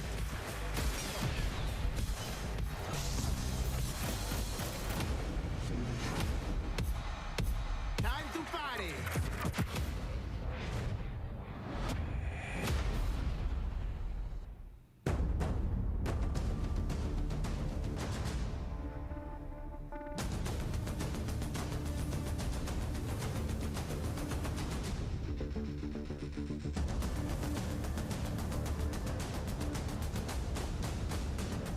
It's not even funny how desperately I want a new Mario soccer game. Yeah?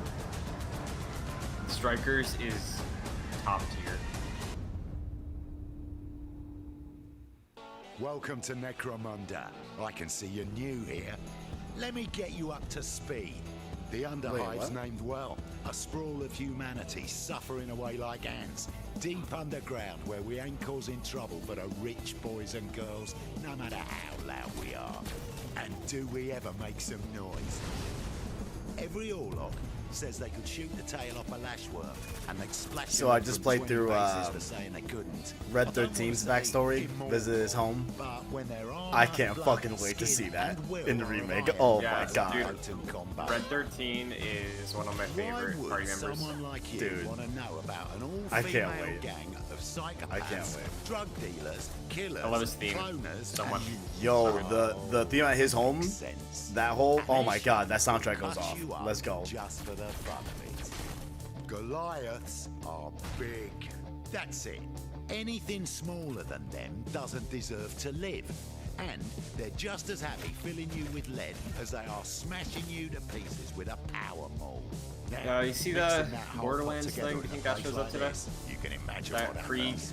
Oh, whatever the his name is. yeah, the psycho thing of the Krieg. Maybe, maybe. I know he was a big deal as a playable character in Borderlands 2, for sure. One of, I think, the first added DLC character ever in the Borderlands. As far as I can remember, I think we see that. I think it'd be cool. O futuro dos jogos, além de realidades virtuais extremamente Like, was that an fidedignas e official realistas, eu acho que reveal or did também that se leak? encontra em formas I mais know that expressivas e absurdas, quebrando cada vez Oh, mais damn, I esses forgot it was a paradigmas leak or de official formato de reveal. videogame que a gente tem But e I sendo definitely heard usado of mais it. do que nunca como uma ferramenta de expressão artística. I envision the future of gaming to be quite bright and quite online. The next generation of console will clearly allow AAA and indie developers to build more creative-driven games that I hope will cover more diverse subjects. I want to play all kinds of stories about people and places, both real and imagined. I want comedy games, I want autobiographical games. I really want to see what people can do with the media. Pro futuro dos games, eu vejo uma evolução, obviamente, gráfica, mas eu vejo ainda mais evolução na inteligência artificial e na maneira com a qual a gente gente interage com os games, tudo em busca de experiências mais imersivas.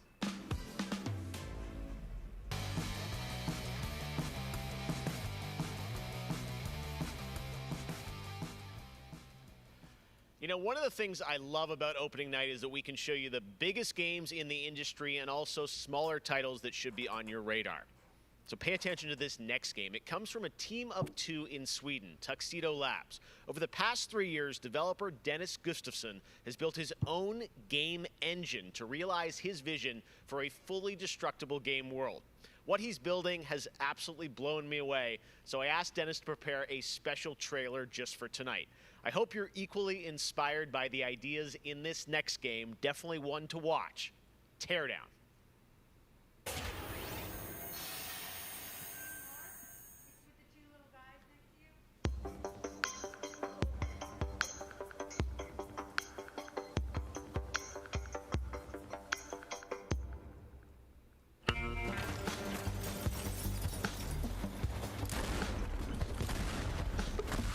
Interesting.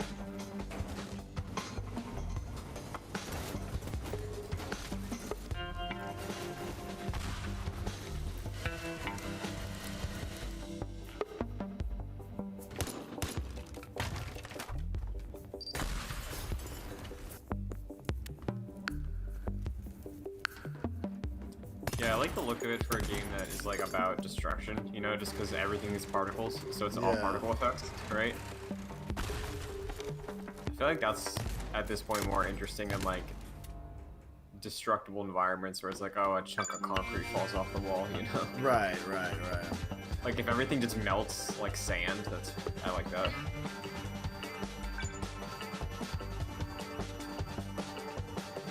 It seems like cool Minecraft, even though Minecraft's really cool, but like... And more about destruction instead of creation. Yeah.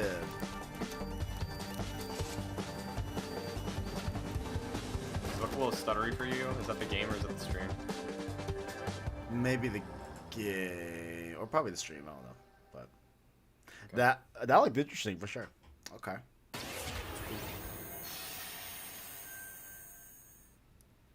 Last year at Opening Night Live, we announced Little Nightmares 2 to the world. Well, the team at Tarsier Studios hasn't shown anything since, but that changed right now. Here is a first look at the gameplay of Little Nightmares 2, which is coming next February, with more to come throughout the week at Gamescom, including a live demo on Gamescom Studio tomorrow. I know people love that first one.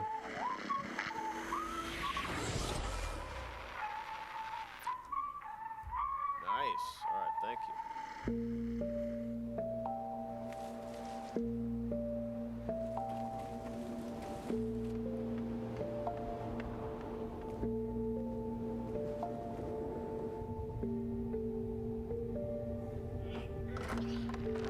No one's hyped.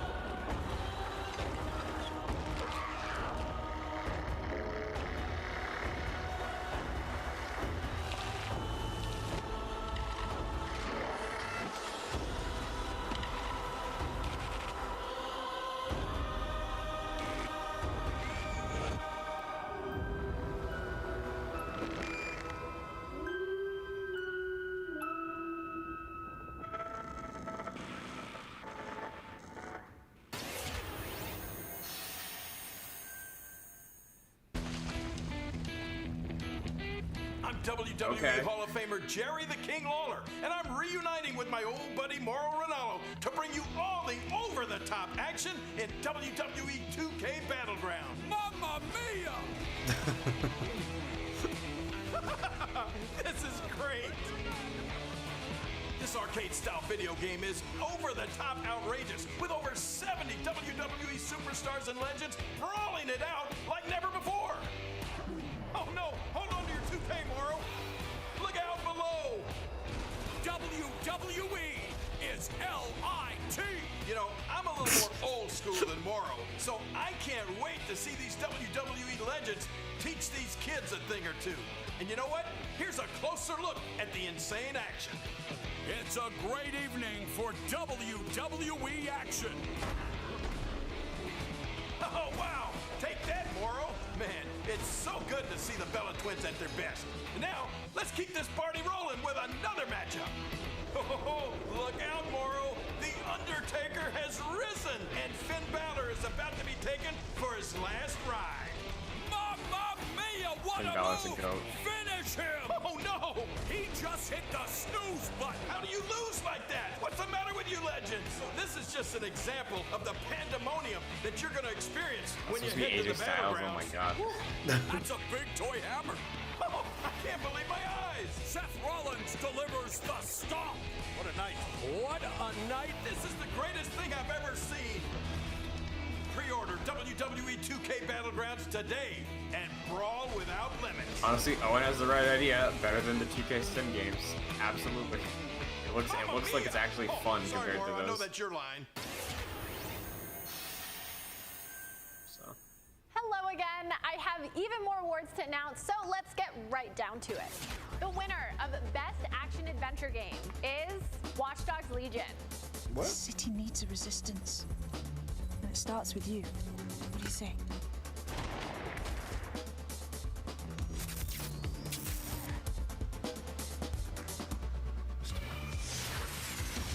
I hope it's good, man. The winner of Best Action Game is Star Wars Squadrons. There we go. Think you can escape? This is gonna be close. I can't fucking wait, bro. The winner of Best Multiplayer I might Game is wait until Black Operation Friday Tango. for it, but I'm excited still, for sure. Tango. It takes two to save the world. Hey, I mean, you're getting Avengers. We'll get impressions there. I'll get Squadrons. Day one. You know what I'm saying? It's all good. We can all kind of rack. It's all good. I used to be an explorer. The winner of Best Indie Game is Curious Expedition 2. Did not believe what I had witnessed. It was time for the world to learn my name. Congratulations to all the winners. As I mentioned, IGN will be here for all of Gamescom with great shows and new I thought ways that was my for you to monitor. get I didn't all realize your that gaming everyone blacked news. for the Check stream. it out. Okay. Gamescom 2020 is the heart of gaming, and you can keep to the beat right here on IGN. We've turned the single biggest show in gaming into 5. Gamescom Now is your virtual show floor with up-to-the-second live coverage. Gamescom Daily Show, Gamescom's first ever late-night talk show, our Gamescom Awesome Indie Show, the freshest deep cuts in indie gaming, and finally the Gamescom Best of Show, including the Gamescom Award. Gamescom 2020 is available on IGN and wherever you stream Gamescom Now. And now it is time to talk about that Best Action Game winner, Star Wars Squadrons. This is a new immersive space combat game from Motive Studios that delivers the ultimate Star Wars pilot fantasy. We've missed those. In Squadrons, you'll suit up and fly for both the New Republic and the Galactic Empire across intense 5v5 multiplayer battles, as well as an all-new, authentic single-player story set after the events of Star Wars Episode 6, Return of the Jedi. Today, we'll get a glimpse at what Squadron's story has to offer by taking a brief look at one of the single-player missions featuring some light narration by the Motive team. Let's check it out.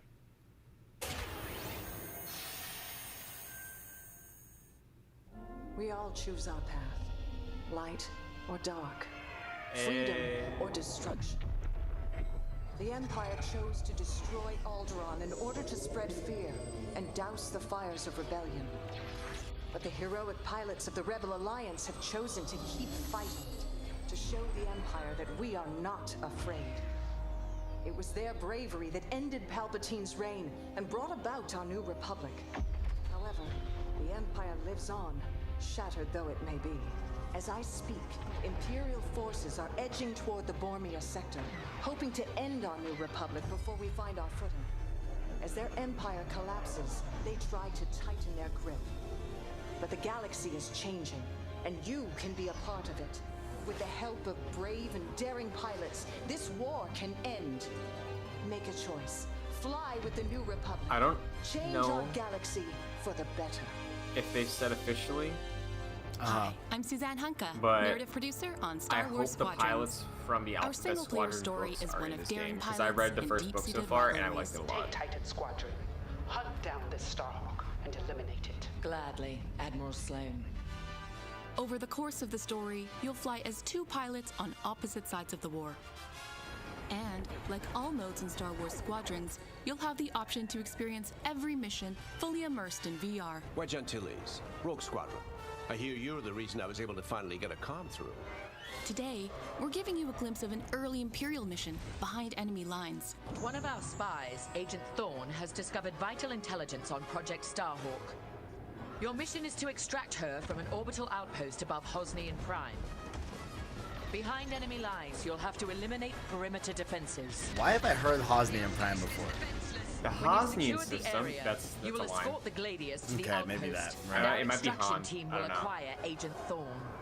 Once Thorne is secure, reach your Gozanti cruisers and return to the Overseer. Cover our escape. I know somebody said it. To the jump point.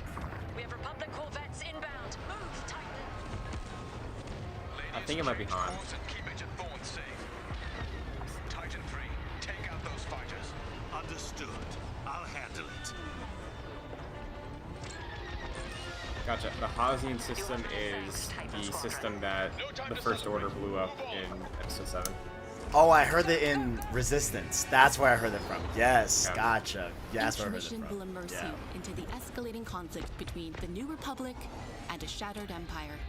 Debrief with your squad mates between missions. You're our new wingmate. Customize and master all 8 starfighters and join the galaxy's finest. I need you focused and ready to go. Fuck. Fuck. From bombing runs in Fuck. the Nadir Sick. dockyard Awesome. to setting a trap in the Xavian abyss. The story of these rival squadrons will push the war to the brink. What and ship you define want? the galaxy for years to come. look I gotta forward be to seeing you in Ty. You know what I'm combat saying? October 2nd. The ties felt really good. X-Wing's probably gonna be my main, but the ties felt really good too. Nice.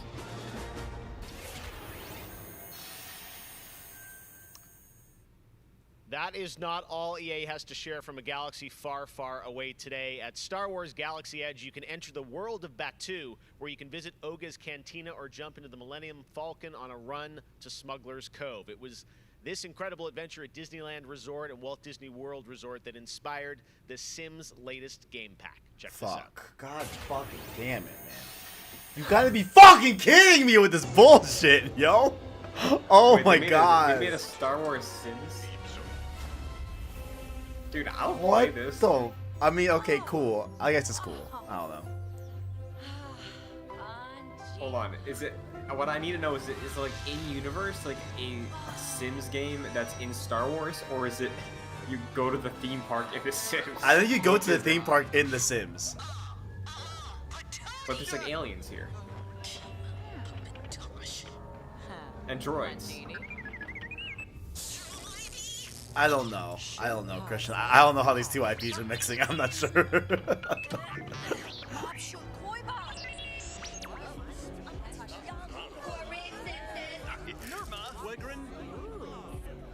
Yeah, it looks like you can make like. Is that Hondo? That is Hondo. That's Yeah, Hondo. that's Hondo. I just realized that. Yeah, dude, I think this might be like a Sims Star Wars game.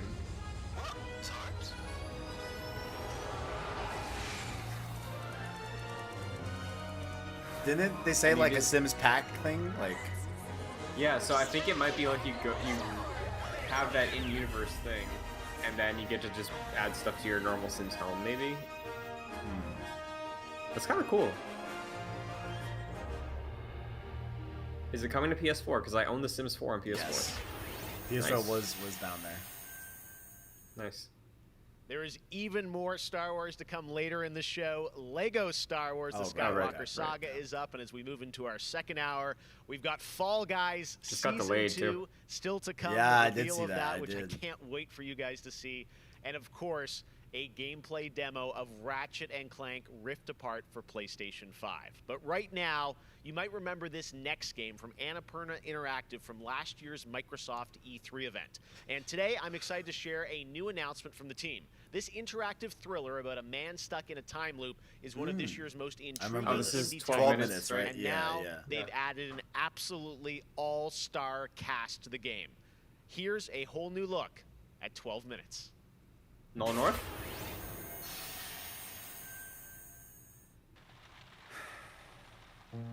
All right, close your eyes. I want you to think of a flower. Look That's at Willem its Dafoe, dude. contours, its curves.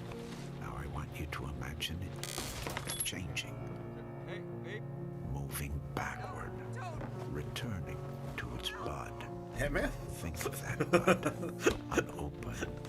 Look at it as a whole, then silently repeat these phrases. May you be free from suffering. May you be free from fear. May you know peace and joy. Ooh, Daisy Ridley. Okay, wait, okay. McAvoy too. That's fire. Damn. I was already interested in that, but now, that's cool. That is really cool. That's neat. That's going to be a really special indie game. So glad to announce that neat here on the show. Next year at the Game Awards, we announced Godfall, a new looter shooter coming to PlayStation 5 and PC from Counterplay. Tonight, we've got a quick sneak peek of one of the new Valor plates with more footage coming as part of Gamescom 2020. Check this out.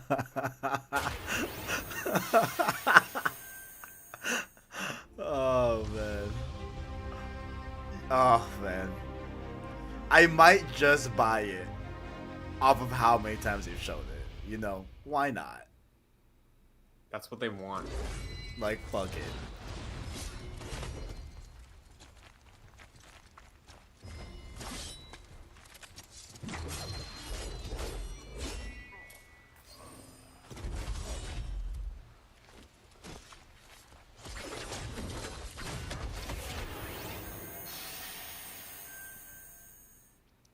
You're fucking joking. We have much more Nice O&L break. to come. Exclusive looks at Lego Star Wars, the Skywalker Wait, you're fucking Saga, joking? Fall They Guys came with 15, Season 20 2. seconds. Come Wait until you see what the Mediatonic guys are up to, and so much more. But first, I'm sure you saw that earlier this week, Heart of Deimos, Warframe's newest expansion, was released on PC, Xbox, and PS4. And today, it's also on Switch, all platforms. Here's a look at the Heart of Deimos. Expand, explore, tear the veil asunder, subvert new territory to our sovereign. I tried to get into Warframe when it came to Switch. Before it came out, I downloaded it on PS4. So, like, because they have cross save, so I was like, I'll give it a shot. Raged unchecked. I couldn't get into it. I feel you. I feel you. Alright, I've been playing a ton recently on PC. Really? Yeah. Life. We are infested with Too much has happened with Warframe that it would be a big thing for me to go back into it. After how many years I've been apart from it. You know?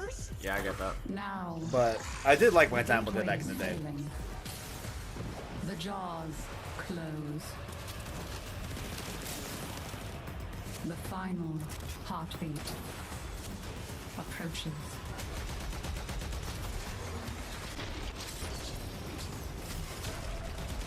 This just makes me want that Destiny trailer again. But before Honestly. we fall, we shall scream. There is one who will hear the heart of Deimos.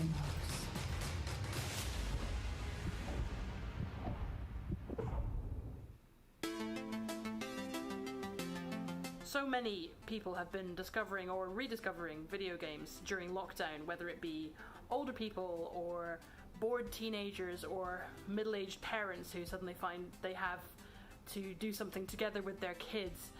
And I think I've given out more advice about video games in 2020 than any other time ever.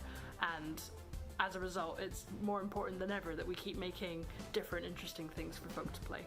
A pandemia pela qual a gente está passando tem sido um período difícil a todos. Então, nesse momento, eu acho que a gente precisa lembrar de mostrar mais empatia, demonstrar mais amor, mais carinho e saber que a gente vai sair dessa juntos. Vai ser difícil, mas isso tudo vai passar. I hope everybody gets healthy and safely through this coronavirus time. Care about other people and wear your masks. Jogos são, na minha opinião pessoal, a forma de arte mais incrível de se expressar. Eles englobam tudo: música, arte, escrita, e você tem a chance de controlar e vivenciar essas experiências você mesmo. É mágico, é maravilhoso. I feel like they have a good pace so far, honestly. There hasn't been many, like, boring things, you know? It's just like, oh, okay. I think the only boring thing I feel like, probably just because I'm not interested, was World of Warcraft. That whole thing, you know? Yeah. But yeah. I thought it was Knack for a second. I was just gonna say. Oh my god, that would have been hilarious.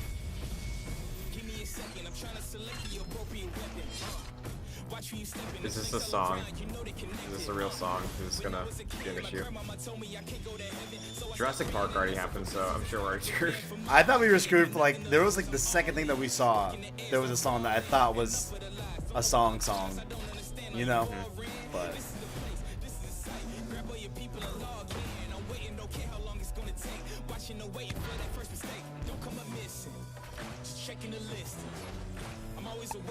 so is this what kind of game is this? Guess.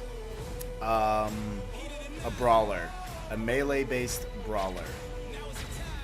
Maybe some platforming elements in there, you know? Maybe some verticality in there. I'm gonna say MOBA. Okay. It's a fucking MOBA, I think. Wait, is it actually? It said League, and not that League of Legends Right, means. right. When I think of League, I think MOBA, under any circumstances.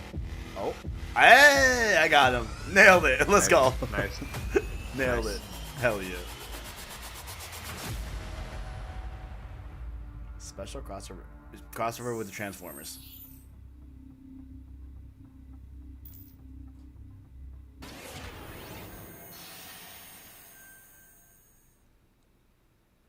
All right, guys, we're back officially into hour 2. We've got an hour more of great stuff to show you. Jack, Destiny we're 1 hour 2 in. Beyond Light Highlights, Stasis. You're going to see a brand new look at that. Star Wars Fall Squadrons. Guys, that Season 12 2 minutes and game from Ratchet Xbox. Clank Do you remember for that? The PlayStation cast 5 and is so James much McAvoy, more Daisy across the Ridley, and next Willem hour. Dafoe. Opening It's Night dope. Live continues, and That's it just 3 is main the characters. start of Gamescom 2020. But right now, on September I think that's 25th, it.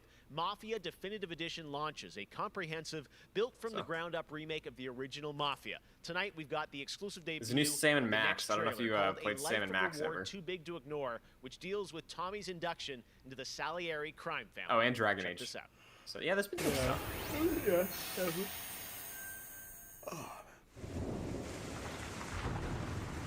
All You these guys gonna pick this up? in this room, No. they're here because they have the only thing that matters to me. I'm at The least only interested. thing That should matter to any of us. I think if Mass Effect doesn't happen what this that is, year, Tommy? I'll play this as a They're loyal. trilogy. You know. That's right. Sure. Just after hearing how the other two were handled, I know this is a full like remake, but in a city that's been trying to scrape you off its Right. heels since the day you stepped off the boat. I don't know. And then next you're stuffing your pockets full of Salieri's dirty money. Go get him, Tommy! Teach these boys a lesson. Break every bone in their bodies. I have a friend who's not really a gamer, but he swears. Well, number one, he's like a very casual, like only plays 2K, right? But he loves Mafia for whatever reason. It's like, oh, okay, all right. In a high lifetime. You abuse my trust. Don Salieri, you won't ever need to worry about me. Okay then. Welcome to the family.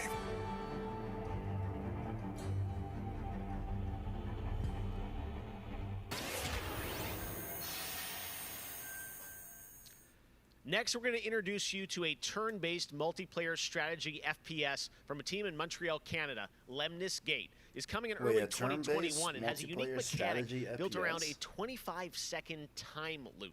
Oh, I have heard of this game. No, I have heard of this. Yeah, yeah, I've heard of this. I didn't understand it when I first saw it, so we'll see if this one makes sense. All right. Because it didn't make any sense to me when I first saw this.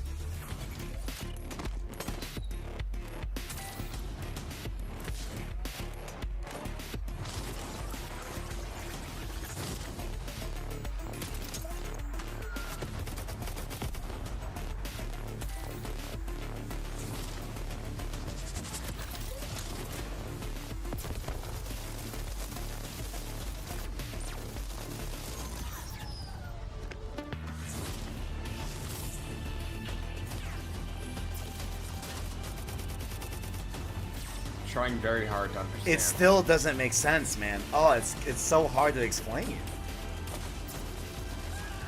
Like, this is something that you need a God of War demo for. You know, just like, yeah, like 10 minutes. At least like a 6-minute, like, all right, let's talk about how this is actually going down. Right. Next spring, get ready to experience memorable moments and non-stop action. We have from not all seen a second of gameplay Star yet. Wars films and Lego Star Wars. People are saying that this is like Saga. the second coming. The entire for series has been Lego reimagined games. with new, fun-filled Lego humor. I used to play the and now Lego we've Star Wars got your games a ton, first and they were look fun as at the shit. gameplay I trailer. love them. Yeah, back in the apparently, day. like, it's like huge open world now with this one. Like, it's Really? third-person shooter cover. Like, it's supposed to be like wild.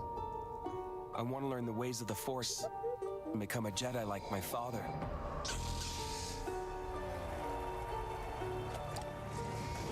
The Force is Fuck yeah. unusually strong with him. That Yeah, much you is seen the clear. pottery thing? Twisted. Oh shit. Young Skywalker has become. Help me, Obi-Wan Kenobi. You're my only hope. Man.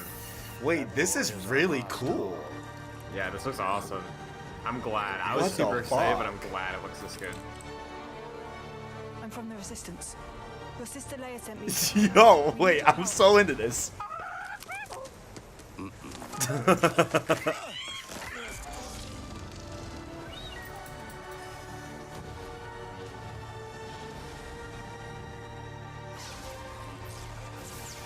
Dude, that combat. Dude, this looks sick as fuck. I'm getting chills. Yeah, dude. Force will be with you always.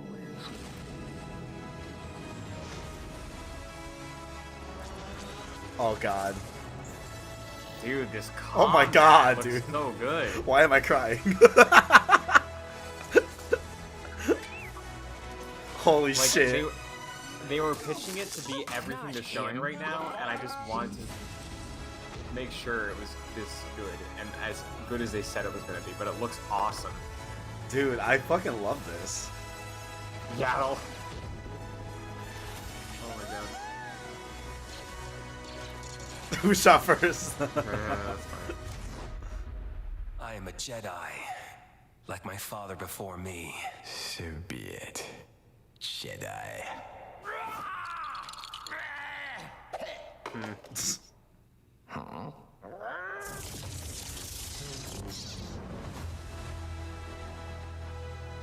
Yo, that was fucking incredible. Yeah, Yo, that's I'm great. so into that. I wasn't looking out for it, but now I'm definitely looking out for that. Oh, I was 100%. already way into this. I mean, but seeing it look that good, yeah. I thought it was like the old style, like, you know, like top Man, Lego kind Star of Wars looks God of so War great esque type of coming thing. to Like, next gen as well. All right, we'll be Wow. right back with more No, like world open premieres world, from huge third games person, like looks Ratchet and looks awesome. Clank, Rift Apart, Medal of Honor, Above and Beyond, and Destiny 2. But Yeah, before I that, forgot to show here's a Medal look of at a Honor. game that is It's a launching VR game, I tonight think. on Nintendo Switch and Right. Steam. Isn't- It's called Struggling from Frontier, a fun physics-based platformer where up to 2 players Isn't control Respawn Troy, doing that? our fleshy hero. Check this out, Are they? and remember, you can play this tonight. I thought they were. oh shit. Oh wait, no, that I think they are.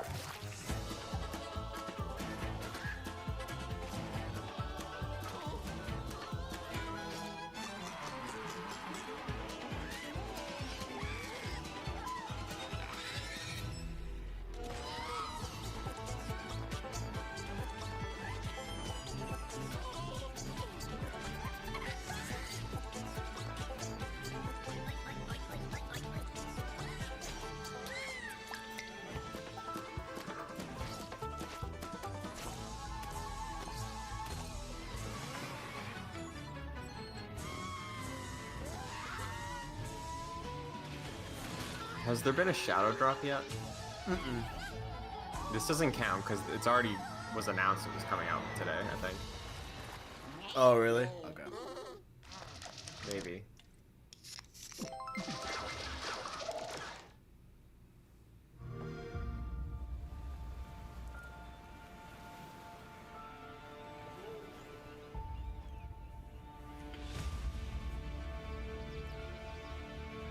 So yeah, I think Lego Star Wars is the highlight so far. Mm-hmm. Yo, that looked insanely fun. That looked really, really good. Yeah.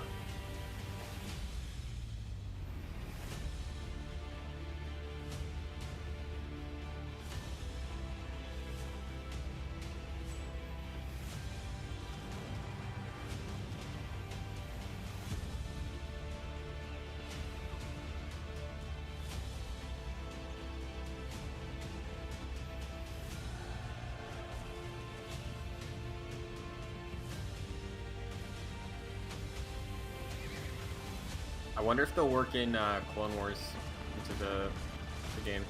Oh, I would cry, but because there was a Clone Wars Lego Star Wars game that was just dedicated to like the movie in the first couple seasons, I think. I would love a DLC. Like, hey, let's just give you a rundown of the Clone Wars, show. Because I think they could probably condense it from a gameplay standpoint to like maybe like a 3, 4, 5 hour type thing. I don't think it has to be too massive, Mm-hmm. They could definitely get the highlights in there. Yeah.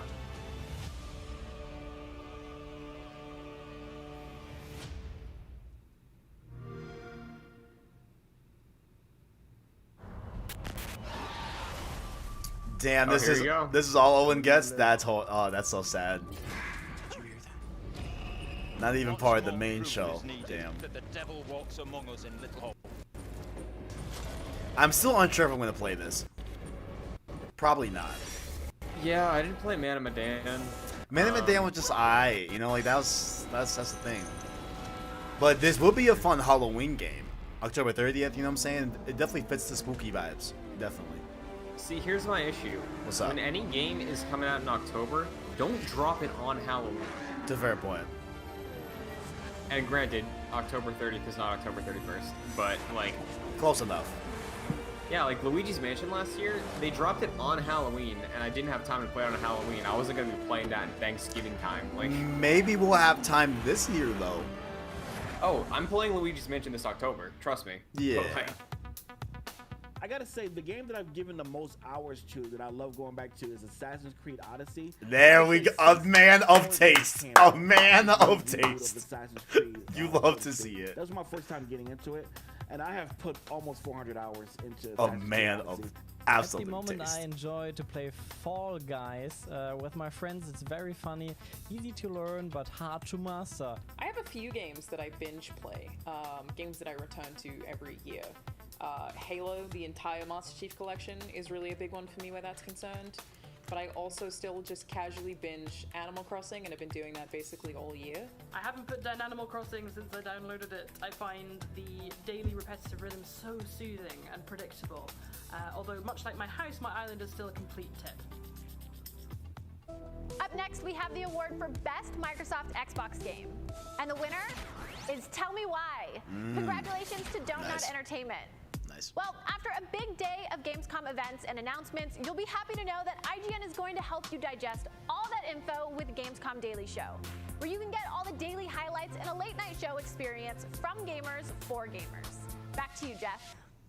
Yeah. Oh, and I bet the ideal way to play Thank you that very is with much, a friend. Sid. honestly. And by the way, congratulations to Don't Nod for Tell Me Why, a really important game that is out now that you can play on Xbox and Game Pass. And as we know, there's a lot going on in the world, and that goes beyond the pandemic. Between social conflicts we're seeing in the news and acts of nature, we can see how vulnerable we as people can sometimes be. And now I think it's as important time as ever to remember to come together and support one another. We are a global gaming community. There are millions of people watching tonight, and I know we're all here because we love games and we know that games are good in the world and can bring us together, and I think we've all felt that in 2020. So I think that's really important to remember amongst all the games and trailers. All right, well, one way as a community we can come together to do some good is the Gamescom Forest. Gamescom has launched a reforestation project by planting a Gamescom forest together with the community. Gamers worldwide can go to gamescom.global and donate to plant more trees. So let's plant a forest together. All right, well, now we're going to move on to another game, and this one was announced back in May. Chorus is a dark space combat shooter where players take control of Nara on a quest to destroy the dark cult that created her, featuring rich, ray-traced 4K 60 FPS environments on next-gen hardware. Here is the first look at gameplay. This was from at Chorus. an Xbox thing. Remember, because it was spelled like, we were like, was it Chorves? Like, you remember that? Oh, Yeah. I'm gonna call it Chorves. Yeah, just this is for fun. Chorves. This is Chorves. I do remember that. You will be broken.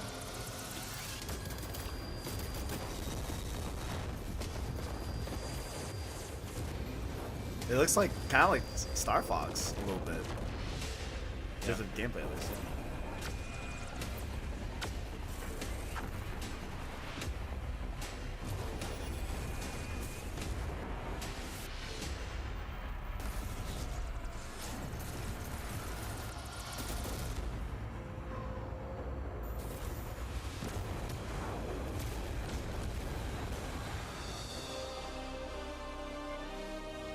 Chorves.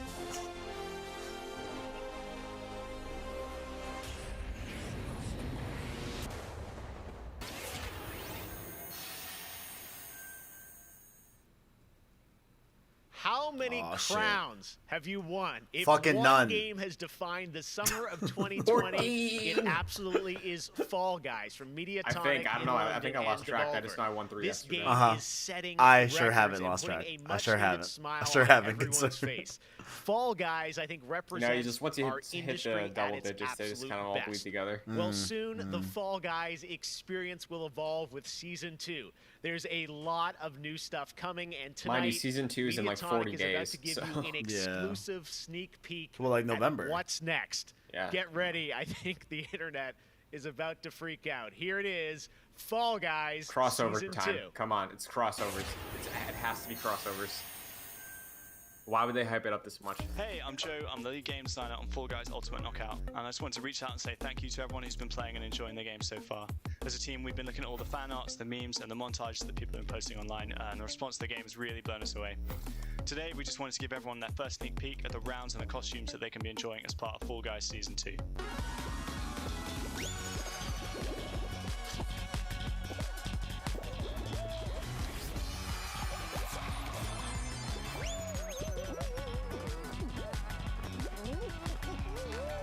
Okay, some wizards, some drag. You'll be Okay. dressing your Fall Guy as a medieval hero and competing across brand new Ah. rounds inspired by epic quests from the Middle Ages. Traverse giant drawbridges, dodge swinging axes, and scale movable siege ramps in the quest for ultimate game show glory.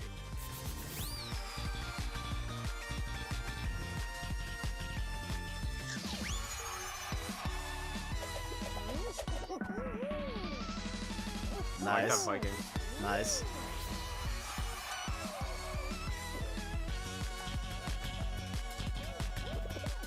I dig it. I dig it. I like it.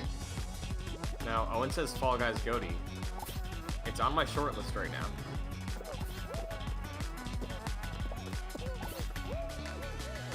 We hope you've enjoyed the sneak peek of Fall Guys Season 2. We're still adding the finishing touches to development, but if you want to stay up to date, then at Fall Guys Game on Twitter is where you want to be. See you on the start line. Nice. Nice. Nice. A good start. We talked a little bit on Tuesday about why they'd be showing it, and I think the biggest takeaway was just a promise that there'd be more, right? Yeah, yeah. So that's probably what it was. Close his fist. I am not.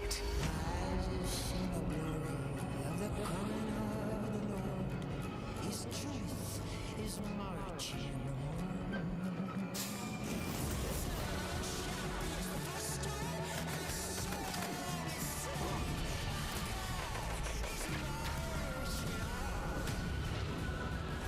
Liberty's got more brains and cunning than both her brothers put together.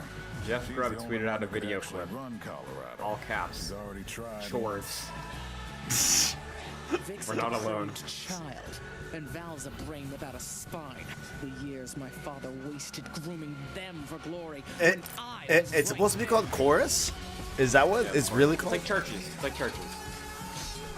Ah. Like the V is the U. Yeah.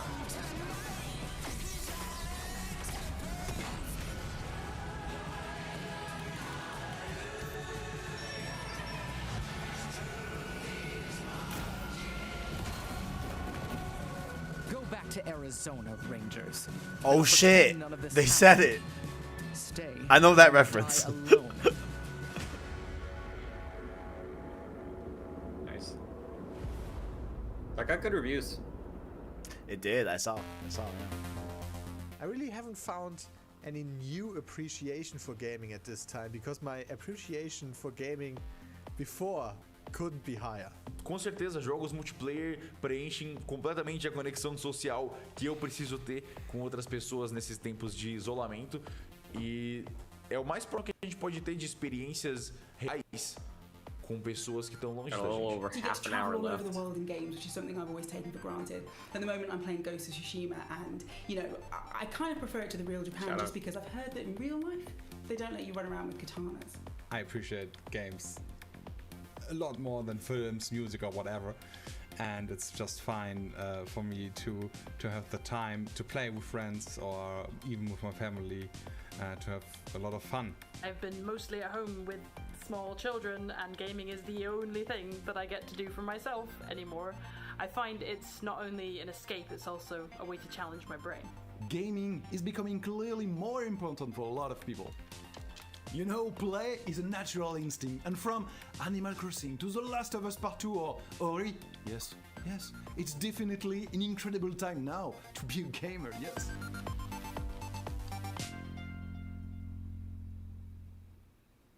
Hey everyone, I'm Vince Sampella, head of Respawn Entertainment.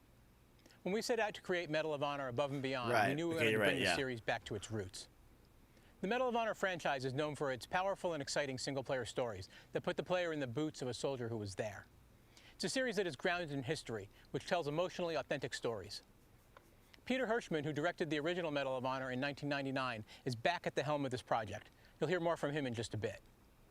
Peter and I actually worked together on Medal of Honor Allied Assault in 2002, and I'm really happy he's joined us at Respawn to craft a completely new experience in VR. The team is creating a riveting and emotional journey through World War II like you've never seen or played. It weaves in the personal stories of the veterans and survivors of the war through powerful interviews that help set the stage for what players will experience. It's more than just a game.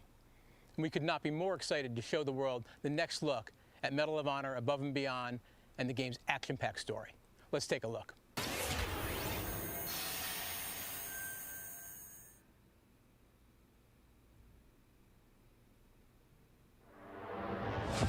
You ever play Medal of Honor? Are you ever into that?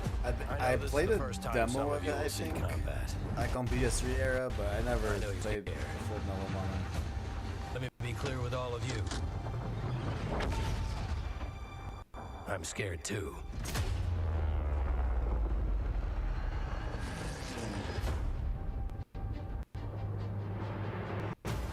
Welcome to France, gentlemen.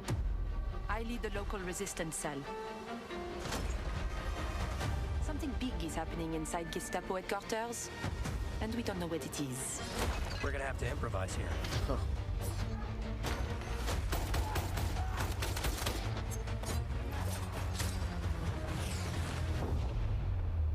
Members of the resistance are perhaps the bravest people fighting in this war. But you really should stop. There is no future in it. Sorry to interrupt, Lieutenant.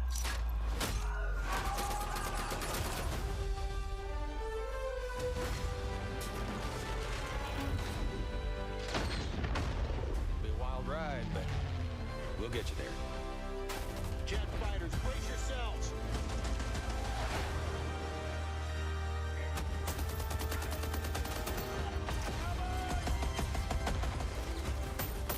Like I said, boom. It's pretty in depth for like a VR shooter.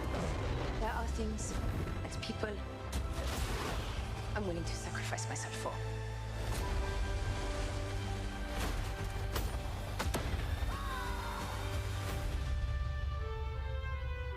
Somehow, this motley crew has been tasked with saving civilization.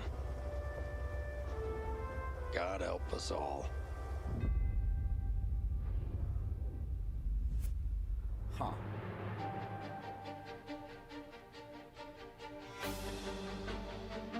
Yeah, now that I think of it, I'm pretty sure they announced it was an Oculus exclusive like a while ago. Yeah, yeah. Thank you so much, Vince. That looks Forgot that. incredible. But and that now did look we're pretty here with good, though, Respawn honestly. Entertainment's Oh, Peter yeah. Hirschman, Oh, neat. game director on Medal of Honor Above and Beyond, to talk more about their new VR experience. Peter, I gotta say, the trailer really grabbed me. Such an incredible story that you're telling to. Tell us a bit about this single-player experience. What can we expect? Well, Jeff, thank you for having us on the show. I'm representing a whole team back at Respawn that's been working really hard on this, and it's so exciting to premiere the trailer with you. Metal Gear, going back to its roots, was always about putting the player in the boots of a soldier fighting in World War II.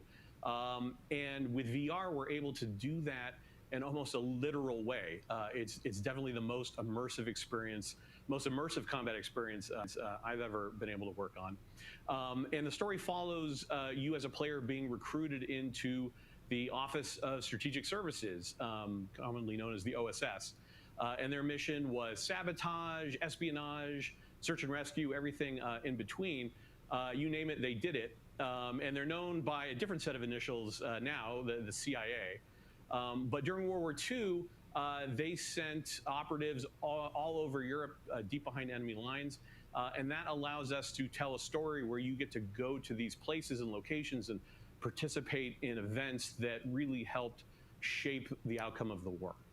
One of the things I love about the trailer is you can tell there's a lot of interactivity in the environment, emergent game player. You got the piano and other things in there. Tell us a bit about how you're using that to tell I wonder if the this will story. come to It seems like PSVR it's all kind eventually. of through a first-person perspective, but there are some story I'm sequences. trying to How do you remember tell the if story? Oh, well, we Vader shot, Immortal we shot over was 120 pages. Yeah. Which but is like was more it than some only on feature Oculus or films. was it We on had like a other stuff? It was huge only okay. International cast of phenomenal actors. And it was fantastic. 90% of story VR follows games are a only classic exclusive for, three-act like, structure. Act 1 is 2 working years with max. the French Yeah. resistance, Right, getting ready for the invasion. Act 2 is and when I say that, D-Day I mean, like, itself and the fight to get to like Berlin. PC VR and then the games, third act right, 'cause, is like, dealing with the Nazi secret I weapon think most of the program, which PSVR exclusive involved VR things like games, the 262 like, jet and the V2 rocket and things that could have really turned the tide of the war if we I hadn't mean, stopped Resident them. Evil 7, that So was you only get to go PSVR. on Right. this Never this came to anything journey, else. this Did story. Batman ever come to anything else? Like and the Spider-Man the VR thing come to story anything is else? Batman shot did. all Okay, from Batman your did. perspective because it's VR. Iron Man your probably head will. is the I don't camera. know. We don't have Moss cutscenes. is We don't I have feel like edits. exclusive, right? I think. Everything, everything know. revolves around your perspective. So you experience Astrobot the is, but that's story 'cause it's a first party. completely Yeah, in first person, as if you are there. So it creates a much more intimate and emotional connection with the characters. This will and be a things cool going on around you. third-party It PSVR was 2 an debut. incredible way to shoot. the line. One of our animators stood in for the player throughout the 3 weeks that we were on stage.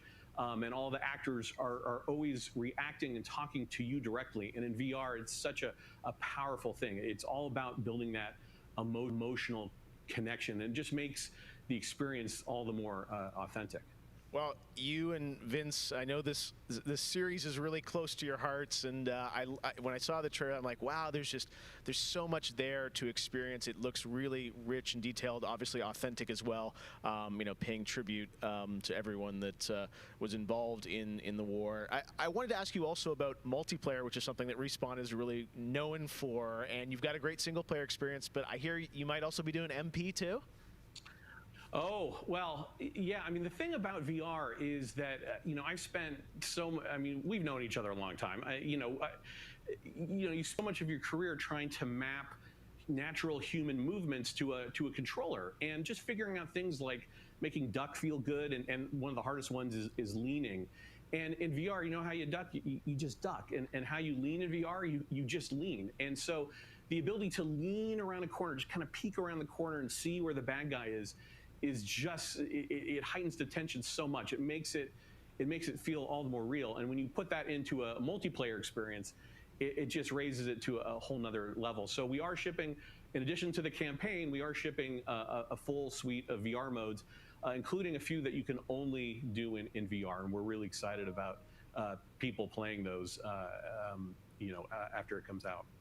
Wow, well, definitely a full-blown VR experience. I gotta say, I'm really excited to put the headset on and try this, and it's coming out later this year, right? Coming out holiday, so yeah, fasten your seatbelts. We are so excited to bring it to players. We've been working on it a long time. Like you mentioned, it's a passion project for Vince and I and everyone at Respawn. It's a wonderful full circle experience for a lot of us that started our careers working on those original set, going back first one and Allied Assault, and now to be able to bring Above and Beyond to a whole new generation is one of the most exciting things we've been involved with. Awesome. Thank you so much, Peter. Opening Night Live will be right back, and in the meantime, here's a look at a new game that is launching tonight. Okay. The world was broken, fractured by the magic the Vow Keepers said they would protect us from. Oh, is this that VR? Still rage across the ruins of the Hollowlands. This The is magic one? They said. It isn't safe. It can't be controlled. I don't know. Magic. You know what I'm talking about, that, right? Like, I don't think I do. Wait. It's a battle royale with like wizards. I don't know if that's out already. It could be, but it's called like Spellbreaker or something. Spellbound, maybe. I don't know. But I am a battle mage.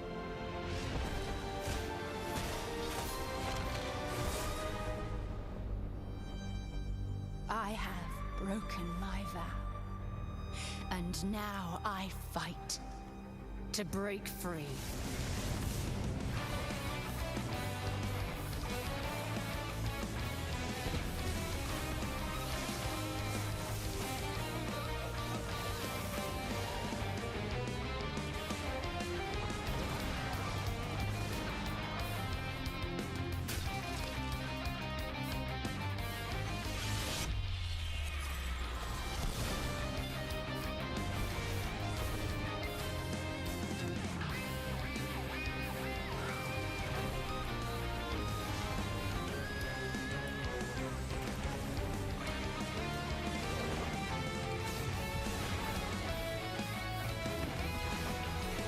Yeah. Oh, yeah. Okay, now I remember. Okay.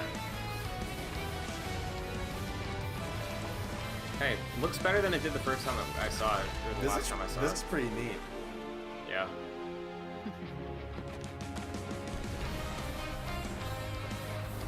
Definitely has improved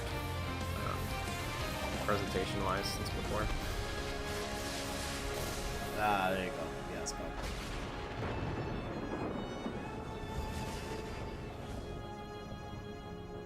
Wait, did it say it was out tonight?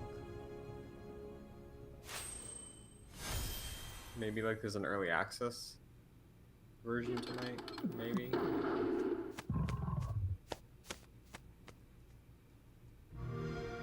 It said free to play on the 3rd, so. That. Oh, maybe they're doing like a Rogue Company type thing where you. Okay. Maybe. Yeah.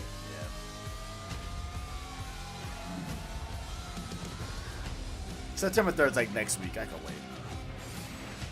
Yeah, that's next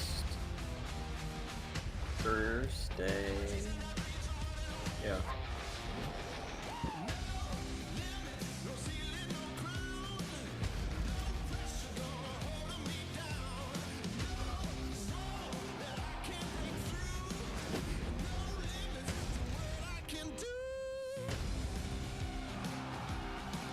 So what do we have left? We still have Destiny, we still have Ratchet. That's the only stuff we know, right? Yeah. I feel like we'll get one more, like, you know, Surprise end of thing. show. Yeah. I think. I think you're right.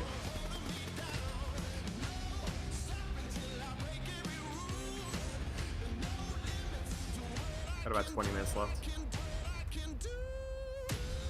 How long do you think the Ratchet is going to be? Like 5 minutes? Now, I think like 5 minutes. Yeah. Going into it, I thought we'd get like a 10-minute thing. Yeah, me too.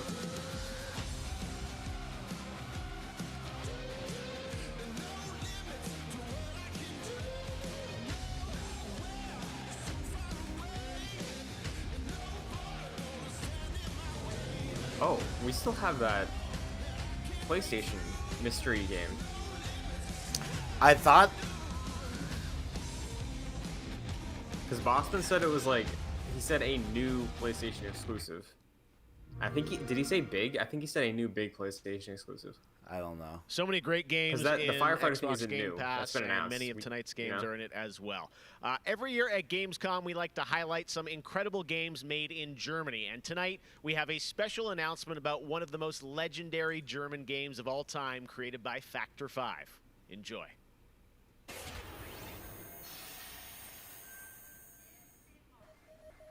最初タリカンの音楽を聴いた時に曲が素晴らしいだけじゃなくてアミガのサウンドそのものも素晴らしいと思いましたね。日本じゃ本当に聴いたことがなかった音楽でした。 Factor 5 was so far ahead of the curve, and each of their games pushed game technology as far as possible. I'd say they're one of the greatest indie developers of all time. サウンドはすごいわ、グラフィックは綺麗だわ、ゲームプレイも滑らかで満足いくものだわで、本当にすごかった。今回 No. タリカンのコレクションが出るってことをとても嬉しく思っているし、これはまた当時みたいにみんなに見せて歩きたいなと思っています。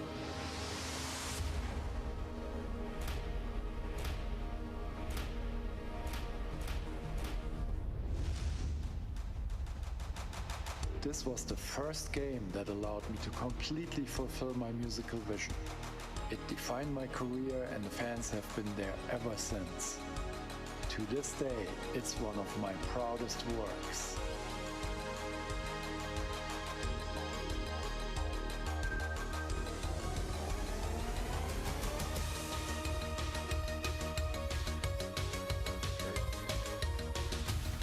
Jared Petty is out somewhere screaming right now, I think. Yeah, This is Jared Petty asking. Yeah, I've never heard of that. In Oh, June, shit, here we Bungie go. revealed a new era of Destiny 2 that starts on November 10th with Beyond Light. For the first time ever, Guardians will add a new elemental power to their arsenal, the dark power of Stasis. With Stasis, players will take on the powers of darkness to control and dominate the battle. Here's an all-new look at Stasis from Destiny 2 Beyond Light. Go, dude.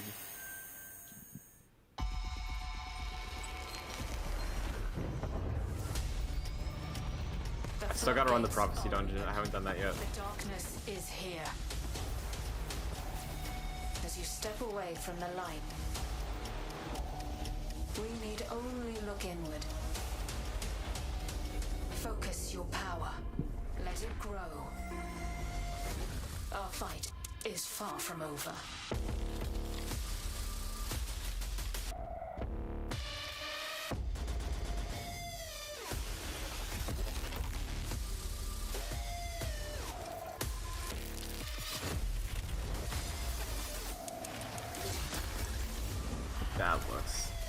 That looks pretty cool. Awesome. As a warlock, that looks dope. Just using a staff to freeze people. Oh my god, that looks sick.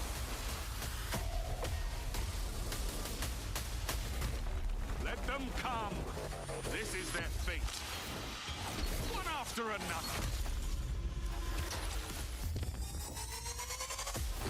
There's my boy. Oh, fuck, that looks cool as shit. Okay.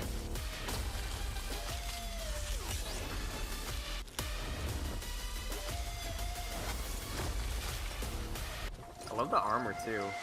Yeah, it looks neat. Like all the snow themed like clothing. The jackets.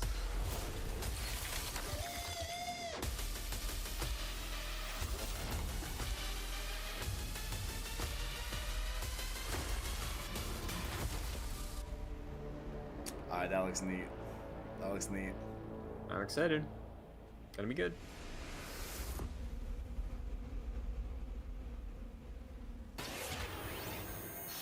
Wait, no time to explain. Isn't that's a Chad? I have one no, more not word to Chad. give out tonight, and that is best Sony PlayStation game.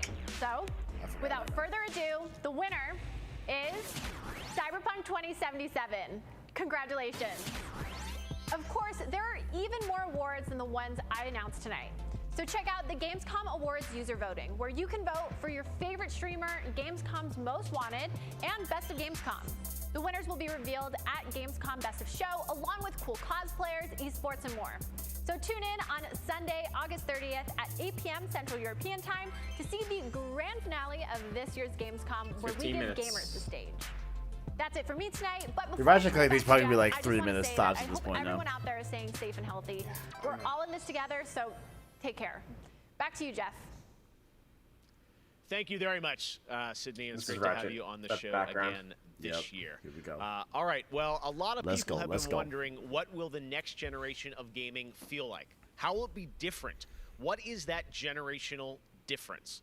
Well, back in June, we saw the announcement of Ratchet & Clank Rift Apart from Insomniac Games, a title which uses the power of PlayStation 5, the SSD hard drive, and the DualSense controller to create an experience that Insomniac says is only possible on cannot brand new wait. hardware.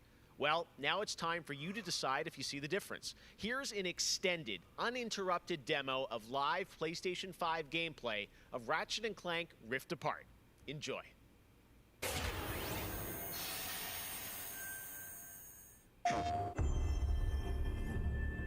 I want to replay all of them right now. There's so many though. It's gonna be difficult. There's like a solid 6 you can focus in on. 6 is still a lot, Christian. They're not long games though. They're not. Yeah, this looks amazing.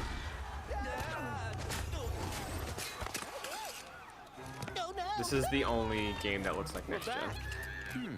And not far from where we last saw him. We may still have time to put a stop to this.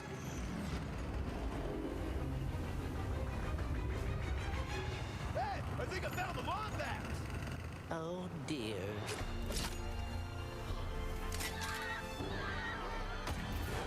Let's show him how it's done. Alright. Bringing out the big guns.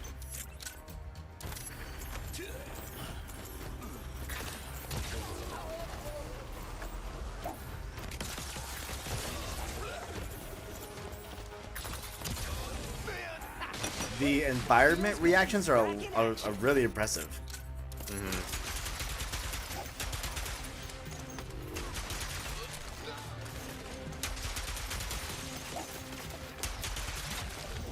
Last one. The train's pulling away. Let's go.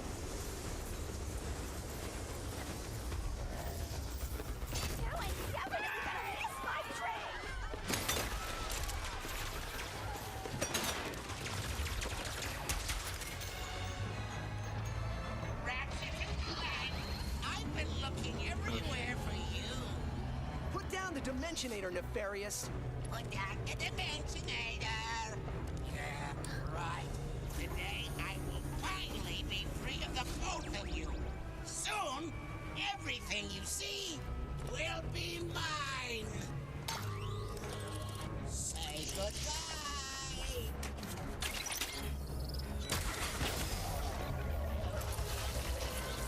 What did you?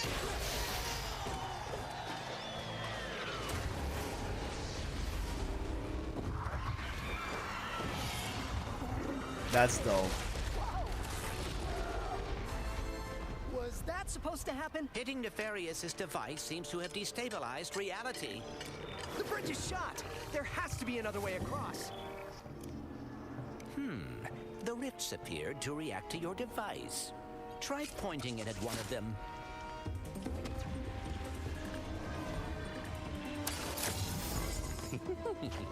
That was rather exciting.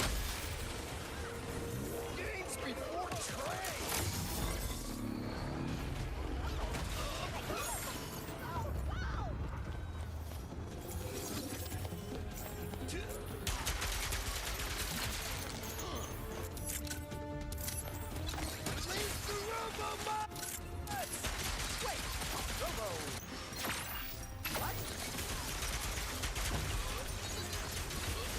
Leveling up the guns in Ratchet and Clank is always so satisfying. Very, very, very much so.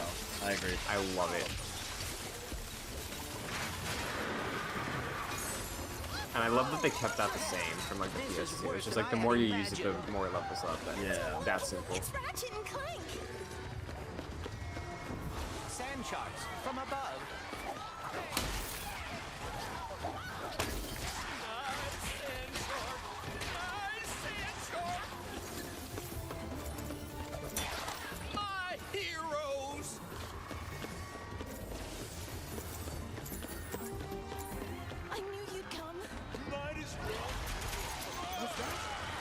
Kraken, or at least a very large octopus.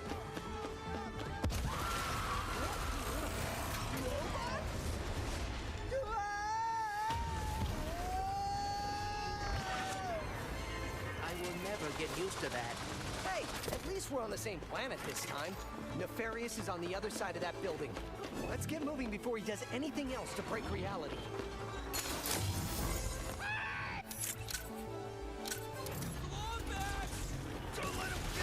Enforcer, love it. Did Dr. Nefarious really resurface after all these just to try and take over the universe again? Yeah, I kind of wish he was doing a worse job. He must have more planned than he is telling us. That's what I'm afraid of.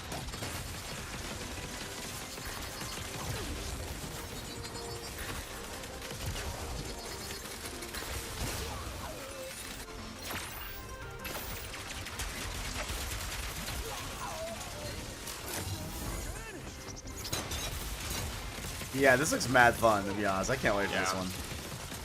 Yeah, I cannot. You think we get a date on this or no? That's what I was about to ask you. Because I told you, if I don't get a PS5 at launch, I'm getting a PS5 for this game. 1,000,000%.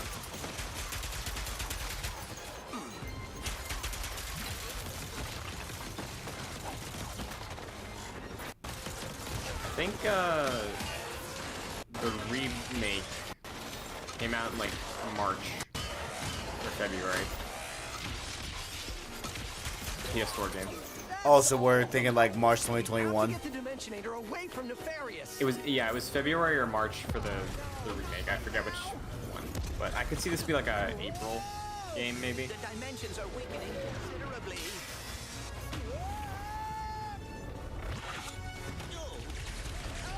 I miss having these games on the PS4. I know we have the remake, and the remake is really good, but like, well, it is certainly like the new ideas, you know? Yeah.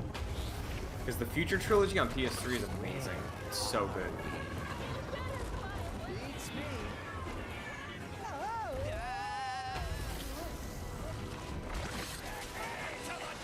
Hey. This was from the Future Trilogy. Ah, really? Nice. Yeah. The second game in the trilogy was like a PSN only game, and it was in like it was like pirate themed.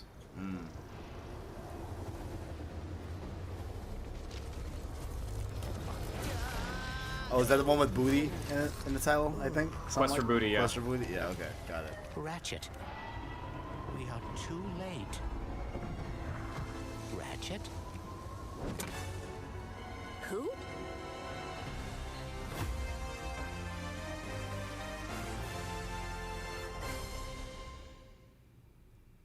Nice. Beautiful. I was like, are you gonna tell me a date? It's all good. It's all good. I bet it's sometime next year, though, right? Yeah. There you have it, Ratchet and Clank Rift Apart, and now I am joined by Marcus maybe Smith they give us a and date. Mike Daly Yeah, from definitely Insomniac here. Games. Guys, it was so great to see We that. were aiming for long, blank. uninterrupted demo We'll of bring the experience Rift to Apart. you I have blank. so many We questions. need something like that. It's amazing to see what you're doing with the power of PS5 and the SSD. Let me ask you first, Marcus, what are you able to do with Rift Apart that you haven't been able to do before in a Ratchet game because of the power of PS5?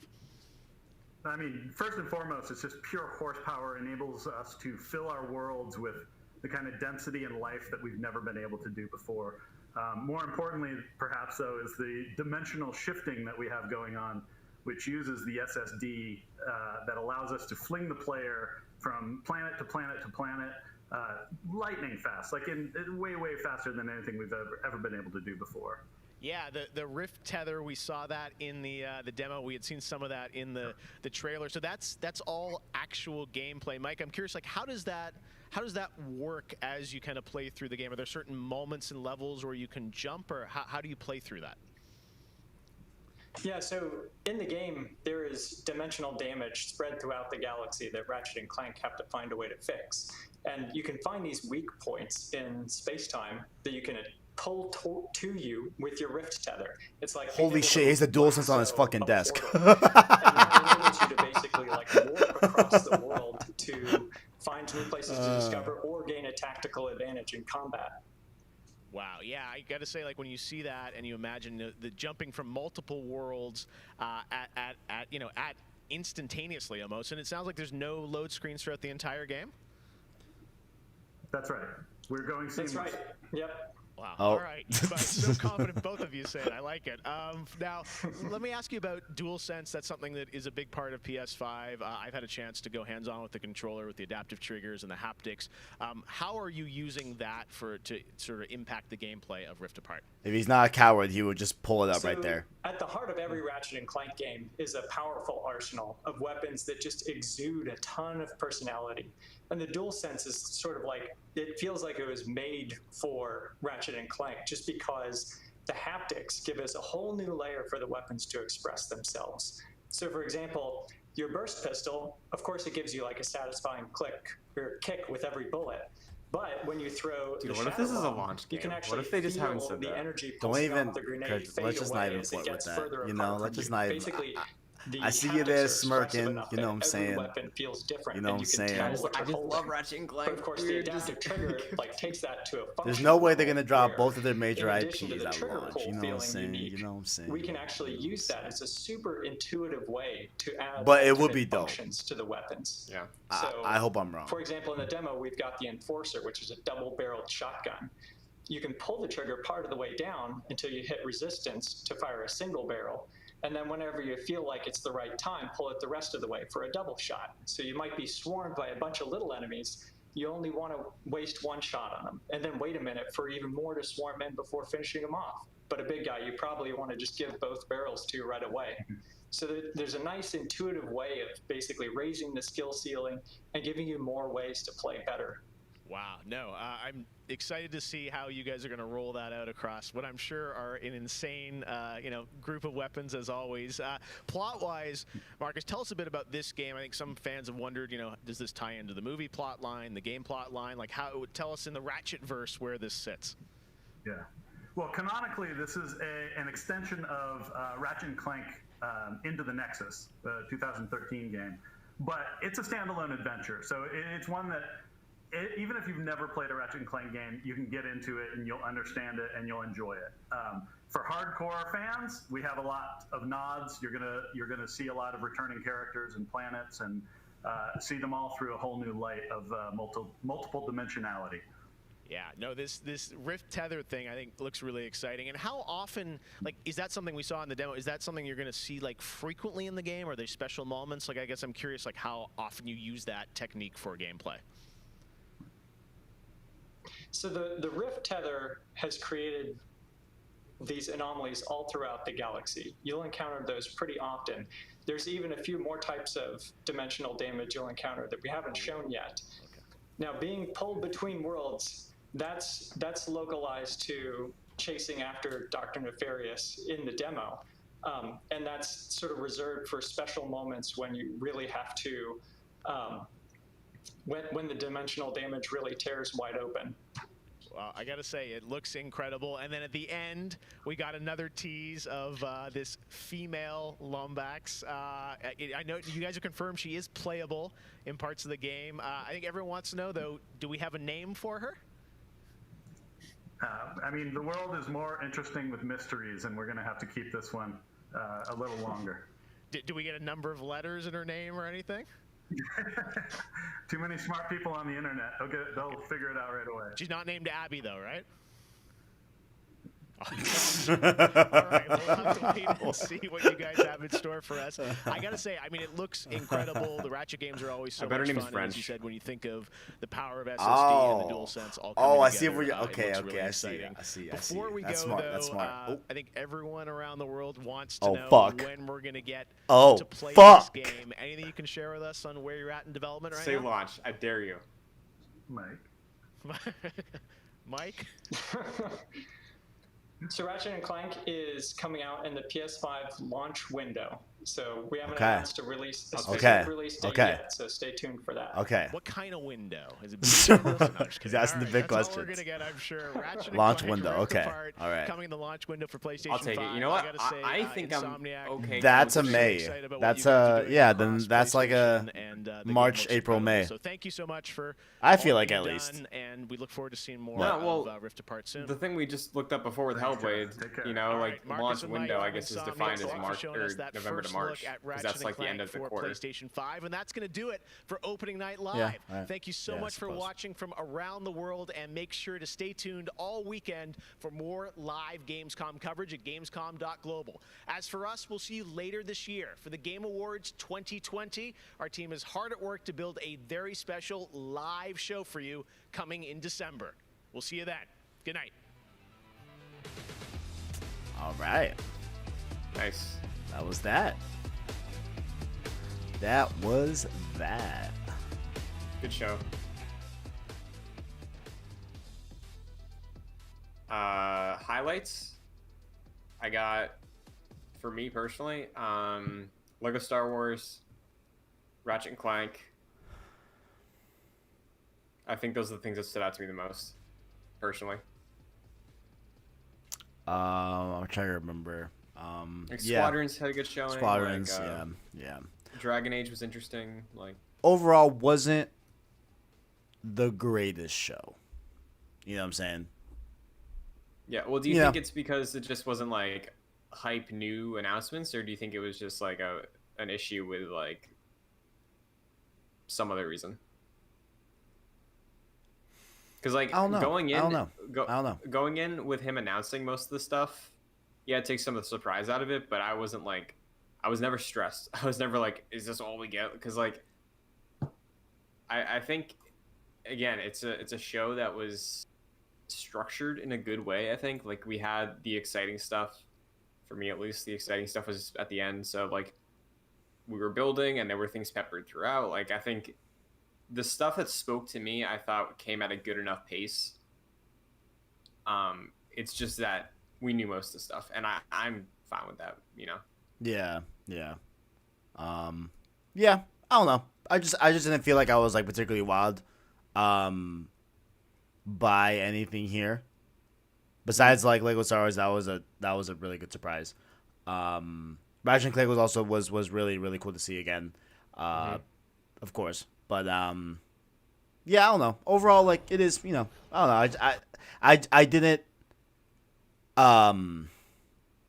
like walk away wowed. You know what I'm saying? Like I'm kind of like walking away from this like feeling like a future game show type thing. Like yeah, some cool stuff. You know, pretty good. And you know, like the fact that like that was 2 hours, and we can only mention like what 3, 4, 5 games that really spoke to us. That like. You know what I'm saying?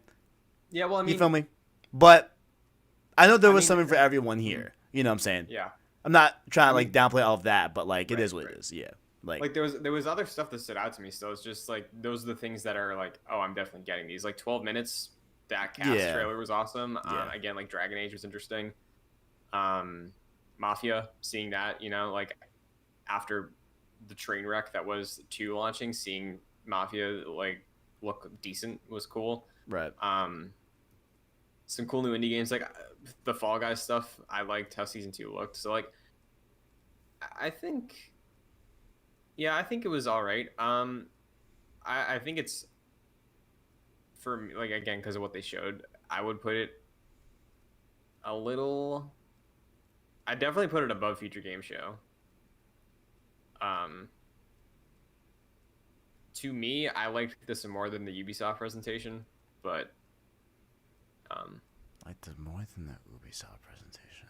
Because the Ubisoft presentation was like super slow in the beginning, and then it showed like, again, not really gameplay of Assassin's Creed, and the biggest thing from the Ubisoft for me was like Far Cry 6. So like,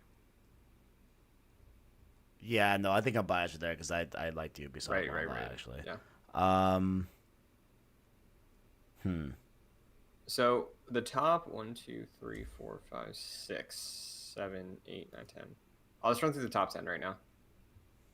Number 10 on our rankings is Future Game Show, then Guerrilla Collective Day 2, Guerrilla Collective Day 1, Night City Wire 2, the August State of Play, Devolver Direct, Ubisoft Forward, Xbox Showcase, the recent one with Halo, Destiny 2 Beyond Light, and then the PS5 reveal.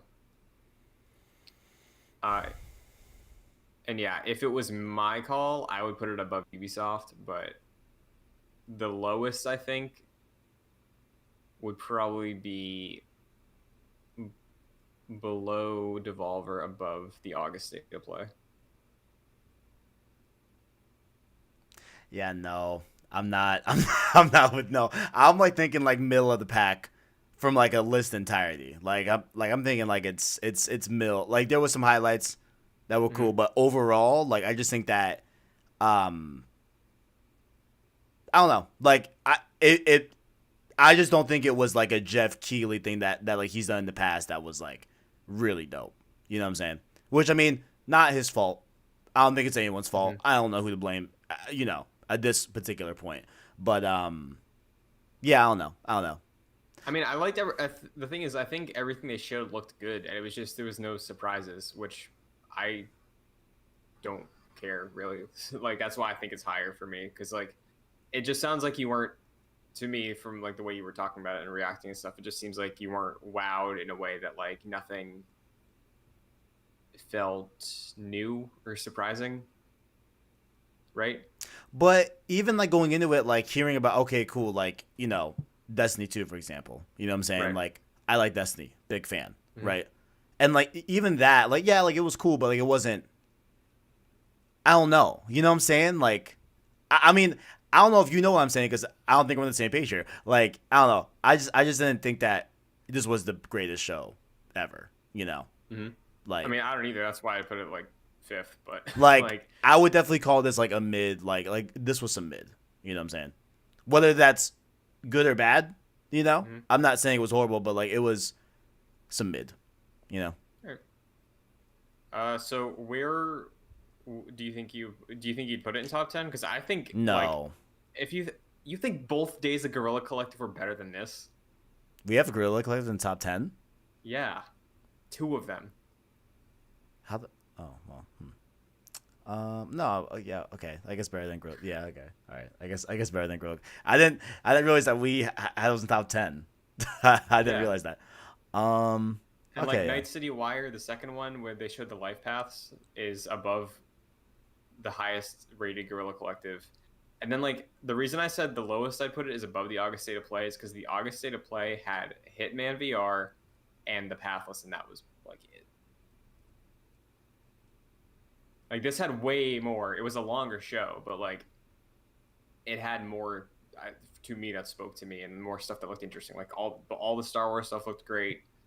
The indie stuff, specifically 12 minutes, and like seeing the new powers in Destiny, finally, that was cool. And then the Ratchet demo. So like,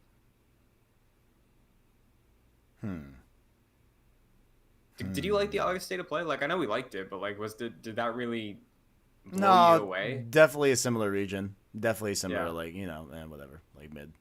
Because like when they let off that state of play with Hitman VR, I was like, oh yeah, man, no, yeah, never definitely. talked about that. Yeah.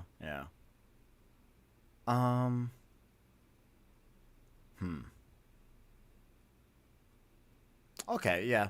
I guess talking it through, I guess that makes sense. Yeah. Putting this like above. I would. Yeah. Yeah, I think having it below the Devolver Direct, I think still is fine because the Devolver one really like it went for a specific thing, you know. So, above State of Play for August, below Devolver Direct. All right, that works. Opening works night. For me. Live. So the new 1, 2, 3, 4, 5. Okay, so it's number 6. Cool. Owen's giving it 5 out of 10. It was definitely mid. Mm-hmm. Omar's right. Salmon max hype. Oh, and Omar, I don't know if you caught that, but that is a VR game. So, yeah, that's the end of it. Overall, pretty solid show. I think it's. I liked this one more than the last year's because I rewatched last year's a couple days ago and there was like nothing. Like the exciting thing was him rereading the fact that Insomniac got purchased. Like that was the exciting thing from Opening Night Live last year, but that wasn't even an Opening Night Live thing. Right. So, Kevin. Yep. It's been fun. What would you like to point people towards? Wow,